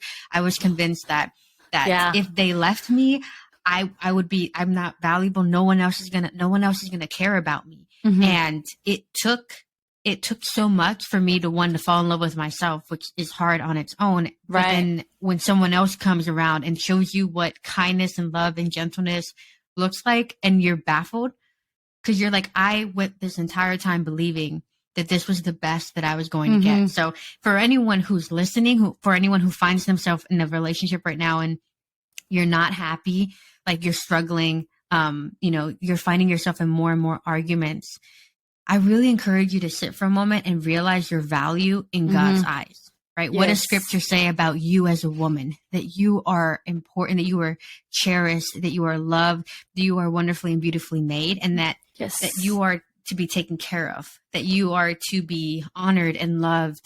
And I just think that it's really important to see what's going on right now. Am I being honored? Am I being loved? Am I being respected? Are my boundaries being respected? Am I having to step out of my bubble and become uncomfortable to keep my relationship? Because if you're stepping out of what you know you are called to do or what you know is expected of us, and you're being uncomfortable with what you're doing, that person does not have your best for you. Like they don't Yeah. have good intentions for you.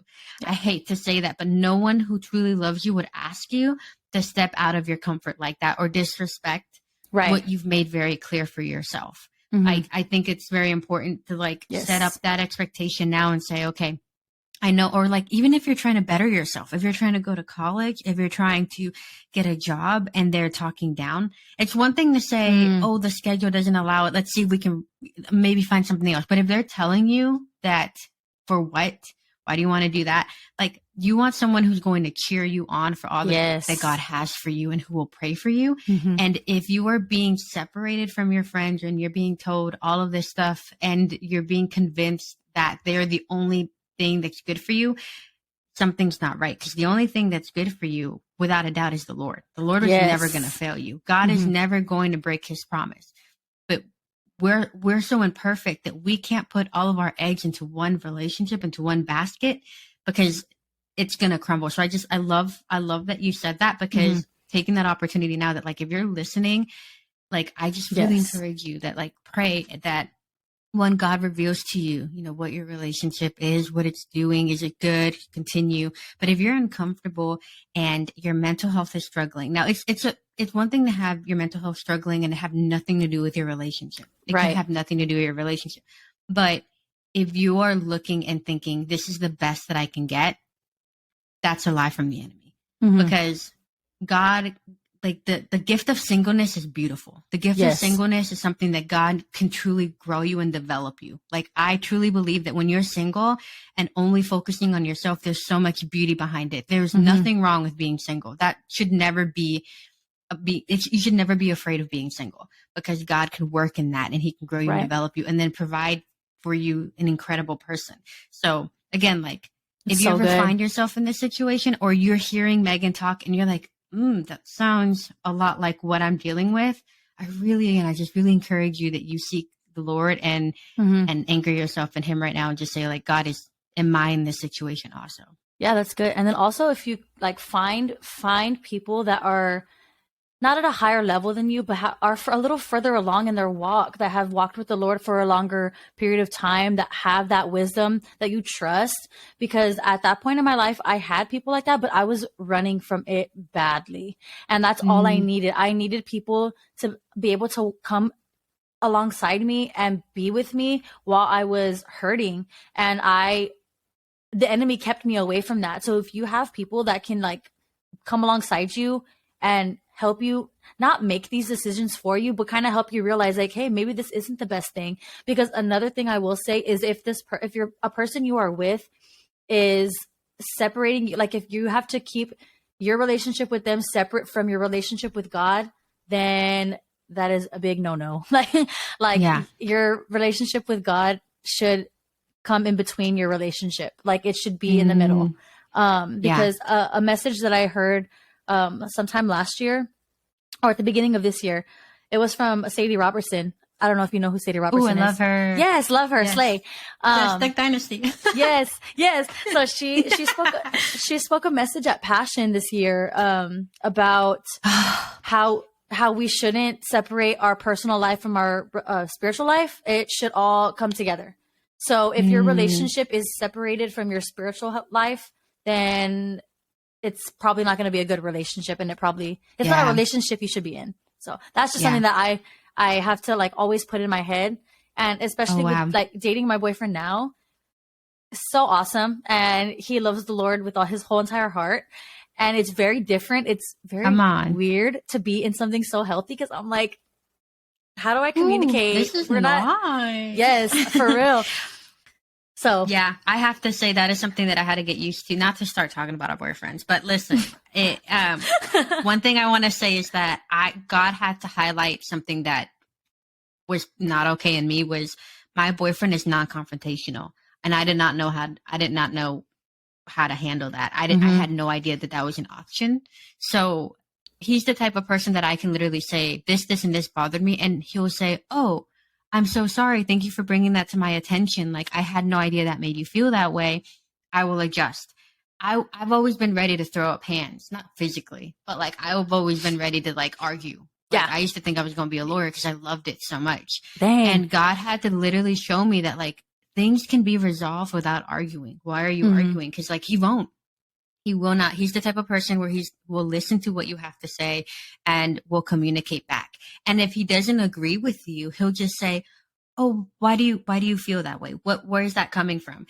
And it literally has encouraged me to be that type of person, because I was the type That's of so person good. where I would argue and this, that, and the third. And now it's really taught me. And I think that's the spirit in him, like the Holy Spirit, I think, has given him the gift of empathy to the next level, and mercy, because you can give him the worst case scenario and he will find a way to not put that person on death row. Like, he will be like, oh, maybe that, like, he is, you know how TikTok will show, like, so-and-so got arrested for doing that. Like, he hates TikTok like that because he will not watch them. He doesn't like it. He doesn't like anything that, like, he feels for people. He knows that people make mistakes. So it was such a weird thing for the Lord to show me how to be with someone. But I love it because it's helped me in my relationship with my family. That's it's awesome. helped me with my sibling, with my brother. Like, I always used to be ready to throw down an argument with him because he's my brother. I'm like, let's go. Yeah. And now I catch myself and I'm like, let me answer this way. And I have seen the fruit through the Spirit in him teach me how to communicate, how to adjust myself.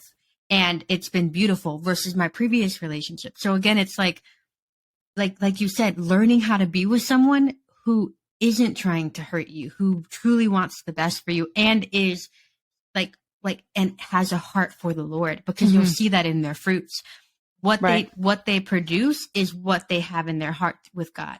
And so if they're giving you love and kindness and understanding, like, we're all imperfect, we're all going to mess up. But if they're truly valuing you and cherishing you, that's going to show. Yeah. Versus when they're not. And so, like I agree, like, when you are with someone who's truly kind and patient, and I've always said this, like, let's say me and my boyfriend do break up, I have a peace of mind, and I've said it before, where it's like, oh, well, if we break up, I'll be very grateful for the experience that I had in this relationship. I will not be regretful, because the Lord does things the way that is best for him. And I also know that I will enjoy my singleness, because I now know that I'm not seeking a relationship, because the relationship that I care about is my relationship with God. Everything else will fall into place. And so I love that you said that. It's like, wow, like, I don't know what to do with this. This is nice. Yeah. So it's been like a learning experience for both him and I. So, it's been great. So hard eyes. I love that. I love that. And you said you guys knew each other before you started dating, right? Yes. And so we met in 2017. So a little bit after I was dealing with like a bunch of stuff, and I was in that season, where it was one of my many seasons of being like half in the church, half out, and like partying and doing all these things, but then also going to church on Sunday. Like, I would literally go to church Sundays, some Sundays where I was like hungover, or I was like still high from the night before, and do not recommend, but you know, God will use you where you're at.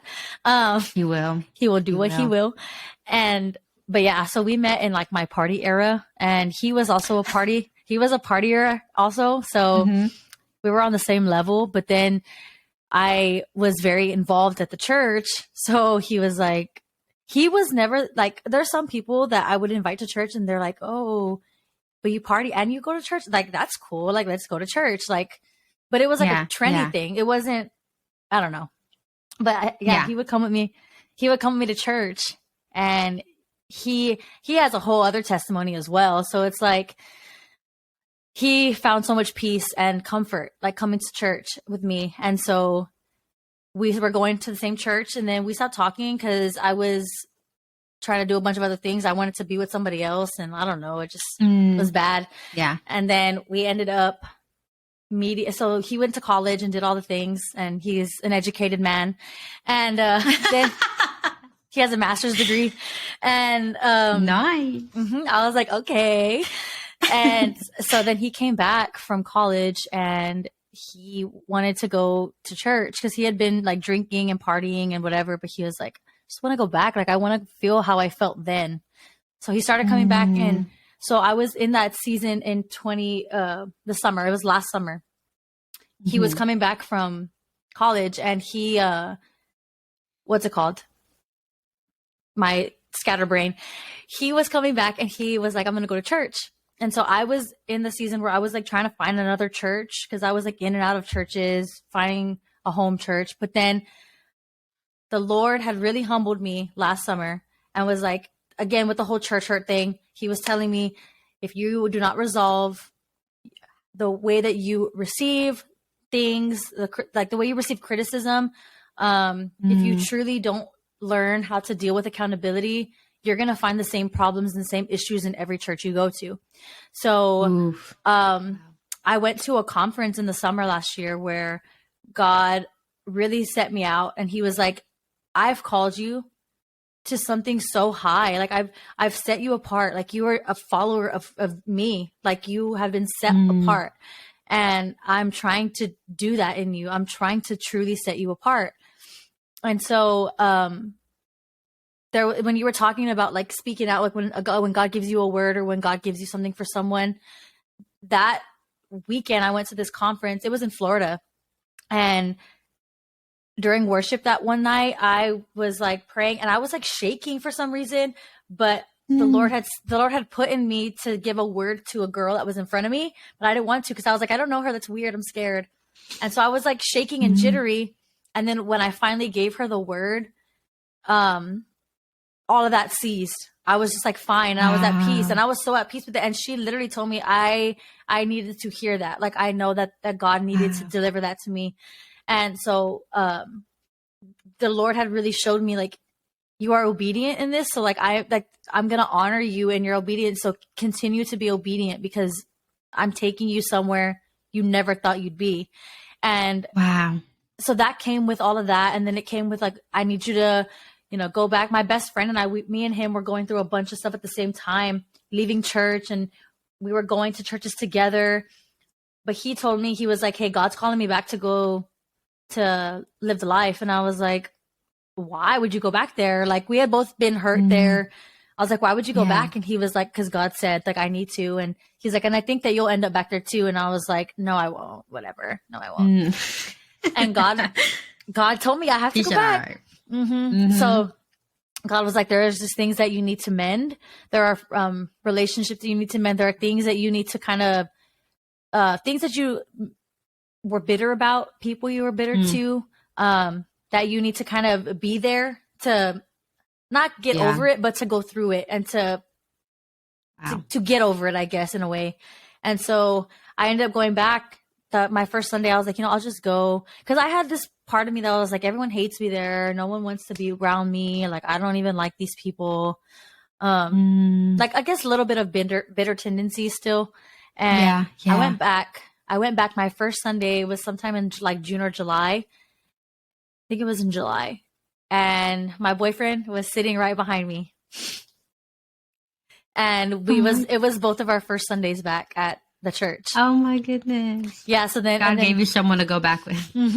And so it was crazy. And so then we always talk about that. And he was like, that's how I know I don't believe in coincidences. Like it's all God. Like it's all divine. So I know that the Lord put us in the same place at the same time. And then I jumped back into serving pretty quickly, like more than I thought, faster than I thought I would at this church. So, cause when I was there prior, I was, like I mentioned, in production.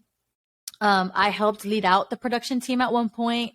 I did backing vocals I was on stage for a little bit. I've been like in every area of the church. Like I was served in kids, I served in youth, I served in like the behind the scenes, like with the administration. I served in like the teaching. So we did like, we have like classes where you can like learn more about discipleship and discipling and learning more about your true design. So like we have a class that you can go to before you start serving. So you kind of know who God has called you as a servant of Christ, learning how to serve the house, and you start serving it, whatever, all the things. I helped serve in that area. Yeah. I served in the coffee. I served like everywhere. Girl, like literally you were out in the parking lot directing cars. Okay, except for that. I wouldn't do that one. It's too hot outside. But yeah. Pressure. So coming back, I knew that my spirit was like, my heart was very different. I was in a very different place and mindset. I was gone from this church for 2 years. So God had really matured me in areas. God really shifted and transformed my heart, and cleansed it, like really. Wow. And so when I came back, I had a conversation with God. I was literally telling him, I'm going to come as humble as I can, as a person can be. I'm not going to come in acting like I know this place anymore, because a lot has changed in 2 years. I'm going to come like I don't know who my pastor is. I'm going to come in not knowing, acting like I don't know who anybody in this church is. I'm going to act like it's truly my first time. And that really manifested in an amazing way, because then I was given such a great opportunity. I met with the creative pastor, who was her and her husband used to be the youth pastors when I was still going there. And they had transitioned out, and they were the connect pastor. He was the connect pastor, and she's now the creative pastor. So I have always loved being under her and him in leadership. So she had a meeting with me, and we kind of just shot it up, talked about everything, and talked about why I left. I confronted them with like all the hurts that I had, because I met with her and then my lead pastor, and I never felt like I had ever been given an opportunity to express the hurt that I felt. But they were like, everything was valid. Like, you had, your feelings are valid. And they saw a lot of change, even with just me having this conversation. They were like, just your language is so different.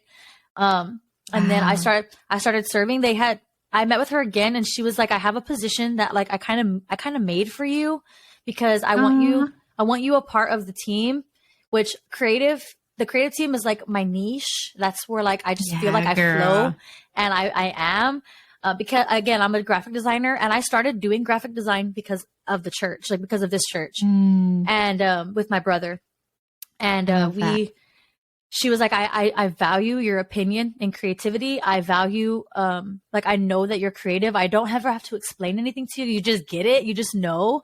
Yes. And so she was like, I want you to be stage manager. So I basically was just giving people that would go on stage. I would hand off mics, make sure that all the worship team's mics are good. The band, like, make sure their packs are all good. Like, they have batteries, all the things. Yeah. Make sure transitions go smoothly.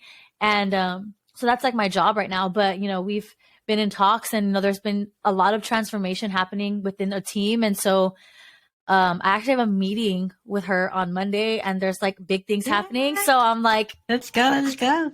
So I love it. We're moving up. And my brother, like, I used to serve with my brother. My brother and I were like this in serving. We bounce off each other so well. And so now, like, we've talked about it, and we're like, it feels so good to serve with each other again. And amen. I wouldn't the other way. And then my boyfriend also now, he serves on the worship team. He's in band. He plays keys. So nice. He's going off. That is on the incredible. Keys. Yeah. I love that you're surrounded by everyone who's just in love with the Lord and serving. And huge shout out to the humility part. That is so important. A lot of the times we overlook. It's very hard. Yes, it's so hard. But we overlook the power behind it. And I love that you brought that up, because being able to just, one, truly express where the hurt was and say it, and say, but also go in and say, it's been 2 years since I've been here. I don't know what I did, like what I used to know. Things can change in 2 years. That's beautiful, because it just, for me at least, thinking about that, like, wow, like, let's say I haven't spoken to so-and-so and I want to reconcile the relationship. I have to accept that it's been 2 years. Like, there's going to be a lot of growth and a lot of brokenness that can happen in 2 years. Yeah. So I'm coming in with everything that bothered me. And I'm also having to acknowledge that they might not be the same person that they used to be. So I think that you said it beautifully. And I think that it's hard to come into things like that, and even in the moment, we don't see or understand like how honoring to Christ that is. Like, God's like, that is so amazing of you to do that. Like, you come with a humble heart. And I didn't even expect to like serve right away. They were the ones that met with me, and they were like, hey, like, we know you want to be a part, so what's up? Like, what do you want to do?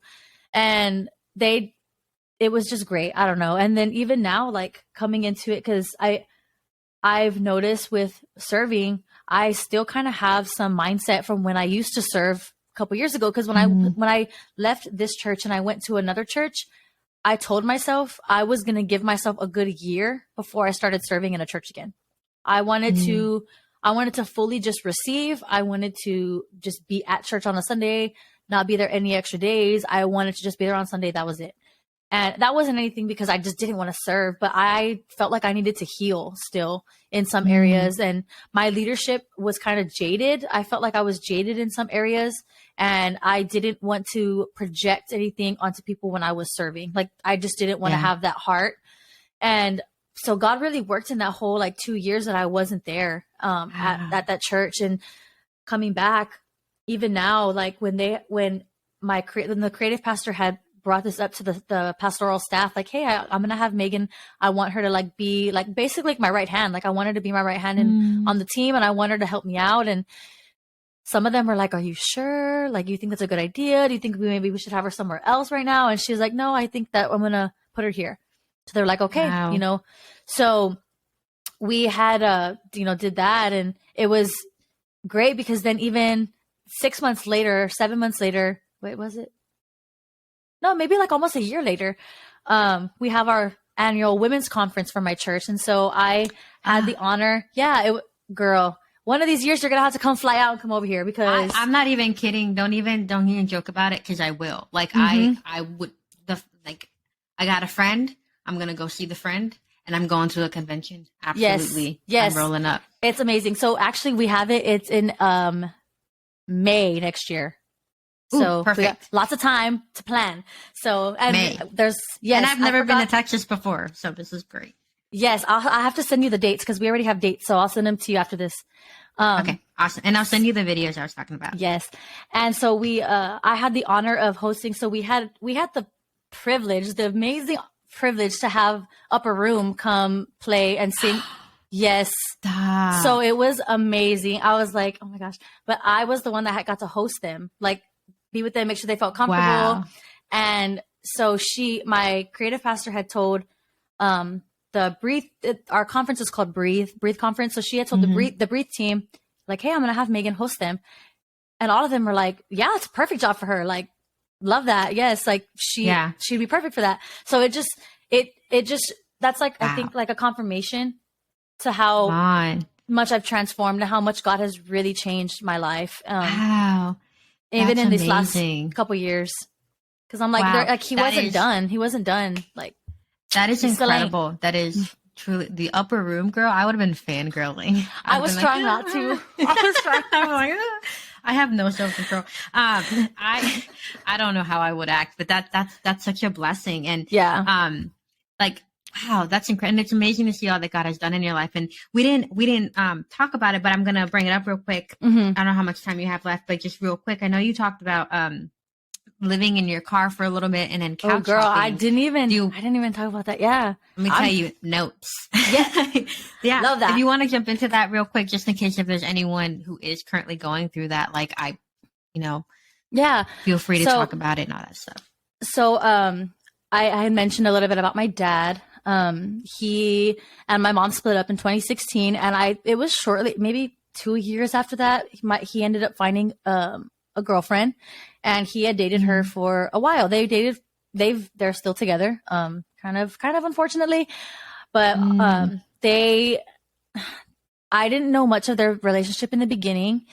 We were very disconnected from my dad for about 16, 17, 18, maybe about 4 or 5 years. Didn't really have communication or contact with him just because we weren't ready. My brother and I were not ready to. And they had dated for about 3 years, and we finally met her. Great woman. She is, when she's sober, she's a great woman. But yeah, we noticed after a couple of, maybe a year of like kind of being around them, that she has a drinking problem. So when she gets really drunk, she gets very violent.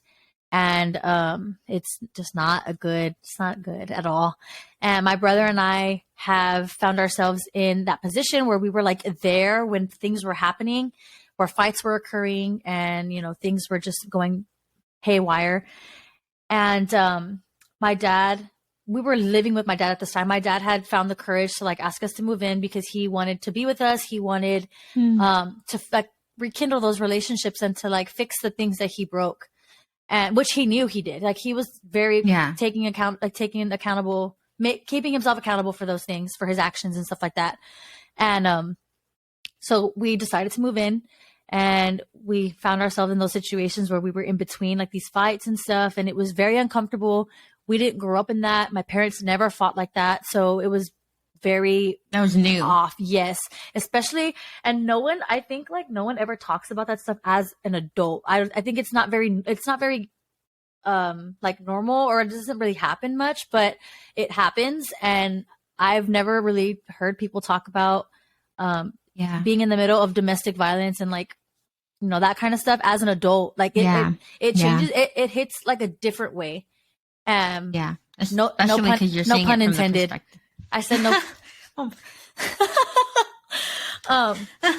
I'm gonna stop. Anyway, so yeah, we were living with my cousin. So my dad and stepmom and me and my brother were living with my cousin. So all of us were in a big house, and my cousin had ended up kicking us all out because of an occurrence that happened where a fight got really bad, and we had to it was like effective immediately. We had to get out. So the next day we were moving everything out, and we were staying in a hotel for like 2 days, and then we kind of all four of us had to separate. So this was the longest that my brother and I didn't live with each other, and it was probably like a month, a few weeks, a month. And my brother ended up staying with one of our best friends, and my dad and stepmom went to go stay with one of my stepmom's friends. They had room there for them too. But I was like, I have nowhere to go. I didn't go back and stay with my mom because my mom stays with my grandparents, and that's a whole other living situation we embarked on. But I just didn't want to go back there. And I stayed there a couple times, but I just didn't have anywhere to like really truly rest or be. So I was like I slept in my car a few times, and it was very hard because I was like, and I had a cat. I had my cat. So I took my cat. I'm a cat person. I love him. He's not here. He's with my mom because my mom loves him. So. What's his name? Charlton. Shout out to Charlton. Shout out to Charlton. He's a little. Thanks for being her emotional support. Yes. And it was really hard because I was like, I don't want to be away from him, but I know it's best for him to go stay with my mom. I had to it was hard. It was so hard. I would cry all the time, but he was safe and he was fine. He had a place to go. So he was with my mom, and I would sleep in my car. And then one of my childhood best friends that she's not in the Lord or anything like that, but she's been my friend since we were 12 years old. So we have always just been best friends. But it's like one of those friends that you have where you don't talk for maybe like months or years, and then you hang out with them and you're like, no time passed at all. And right I'm back like, where you were. I feel like everyone needs to have a friend like that. Everyone should have a friend like that. But yeah, she's been my best friend for many years, and she was like, I have space here. You can always come stay here. So I ended up staying with her for a little bit, for about a week. And then my brother and I went to that conference in the summer, and we were gone. So I was like, we have somewhere to go. We have somewhere to sleep. And we were in Florida for a week, and that God really gave us a peace about when we came back. Like God was like, I had everything figured out. And when we got back, we had me, my dad, my stepmom, and my brother had an apartment to go home to. So, but then it got really bad again with their fighting. They had told us that they weren't going to bring alcohol into the home. And Jacob and I were both, my brother, we were both like, praise God. Like, thank God we don't have to deal with that. And, it was good for maybe 2 months. And then the habits, it came back around, and it was the same old. And my brother and I kind of dealt with it for a little bit, but my brother was like, I'm on edge all the time. And my brother's mental health got messed with a lot. It was hard for me too, but my brother's room was right next door to theirs. I was downstairs, so I didn't hear it or deal with it as much as he did, but it was really, really, really hard. And so we were there for 6 months, from June till December. And we ended up going to Passion at the end of December, like right around New Year's, December to January. I'm jealous. I'm so jealous. I've always wanted So to go good. to Passion. Everyone should go at least once in their life. If you're under 25 but over 18, you need to go to Passion. Yes, Absolutely. for sure. And so when we got back, it was the same thing. So my brother was like, nothing's gonna change. So like we need to figure it out. And then when we got back, my brother had just got let go. My brother got let go from his job at that time. So we were dealing with that and that and that. And that's my brother's story. So that's crazy too. But I was in school, and I was doing awful in school. I was in Bible college online, and I was doing awful just because of like the fighting and stuff. I would sometimes stay up late at night. And then I was working full time. So it was just like so much on my plate at one time. Yeah. And my brother was like, my brother just started packing his stuff, like nonchalantly, was just packing his stuff. And I was like, what are you doing? And he was like, if it gets too bad, like I have to, he's like, I can't stay here. I will figure it out. And he was like, but I know you, he's like, I can't leave you here. So like, you need to start doing this too, because we are going to have to get out of here. And one night it just triggered him, and we left and packed up all of our stuff, got a storage unit, packed all of our stuff, and just left. My dad was so heartbroken, but he knew that it needed to be done. He was like, I know that this is painful for y'all. And like, he was like, this is not y'all's mom, so y'all don't owe anything to her. It's not like, he is like, I completely understand. And my dad tried so hard to leave, but since my brother and I were there physically, he felt like he couldn't, because he didn't want to leave us there with her. He didn't want to leave us, like, because he's like, that's not y'all's mom. Like, y'all don't need to deal with her like that. And so we were kind of homeless again for a little bit. We had stayed in an Airbnb. My boyfriend actually wasn't my boyfriend at that time. He was just a really good friend to us. And he ended up getting us an Airbnb. And we stayed there for a day or two, and then kind of didn't know what to do. And then we had some friends that were like, hey, our house is open up. Like, we have 3 extra rooms. Like, y'all come stay. So we stayed there. So we stayed there for a couple months, and then we went back to our dad's for a little bit because we had to, because our time was a little bit extended at our friend's house. And now my brother and I actually have our own space. So we have our own apartment right now. And congratulations. It was a long time coming. It was really hard, but my brother and I both knew that through that, like, God was going to do something so big in that, and God was going to honor us for being faithful to him. Like, wow. I am one to get frazzled really easily. I freak out fast. But my brother used to be that way, but he was like, but coming to the Lord and, having a mom, our mom, and then having a sister, me, that freak out like that very easily. He's like, I can't be like that, because if we're all freaking out at the same time, then nothing's going to get resolved. Nothing's going to get done. We have to, so my brother was very calming in these situations. He literally did the whole, look at me, I'm captain now. I'm the captain now. Yes, no, for real. So, and so especially my brother having to step into that like spiritual authority role, being the head of the house at a young age, it is now like really coming into effect and really, really being like prevalent in his life now. So, I know that's all preparing him to be an amazing husband, an amazing dad.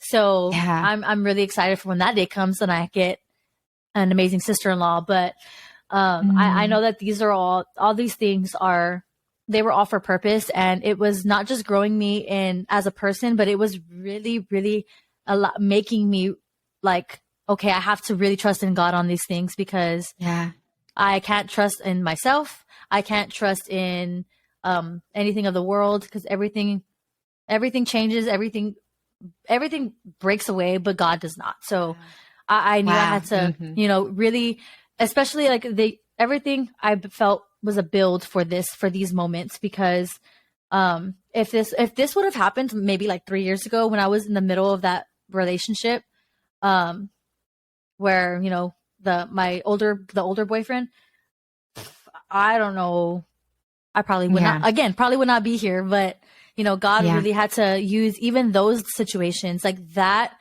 was a build up for all of this, because if I was very weak and like brittle then, I wouldn't have been able to endure these bigger things. But now, God, I know that God, recently the Lord has spoke to me that, there may not be harder trials in the future. There may not, but there may. But I will be able to withstand anything because my foundation is completely, fully built on Christ. And this house ain't going to be shaken. So yes. So absolutely beautiful. It's really hard because there's people that, they go through trials while they're in relationship with Christ, and they think that God is doing it to them, but God's really doing it for you. It's to build you. And if you continue to stay built on Christ and lean into him, because even the Bible talks about how we're not supposed to lean on our own understanding, because our emotions and our hearts are deceitful and they're fleeting and they change. So the only thing that doesn't change is Christ, and he's the same yesterday, today, and forever. So why not put your trust in him?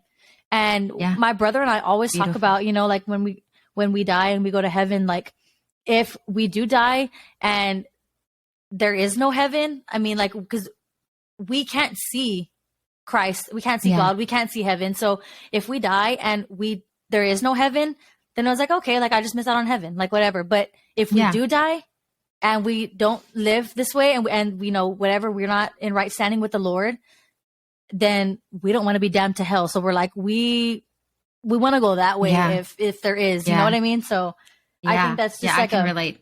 Yeah, I think it's so I've had crazy. that same thought where I'm like, worst case scenario, I gave it my all and I cared for other people. And worst case scenario, I spend eternity without God.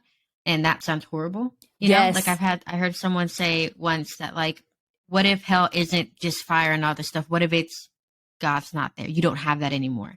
And I'm like, I can't imagine. Oh, I was literally thinking this last night. I was like having one of those nights where I'm like staring up at the ceiling.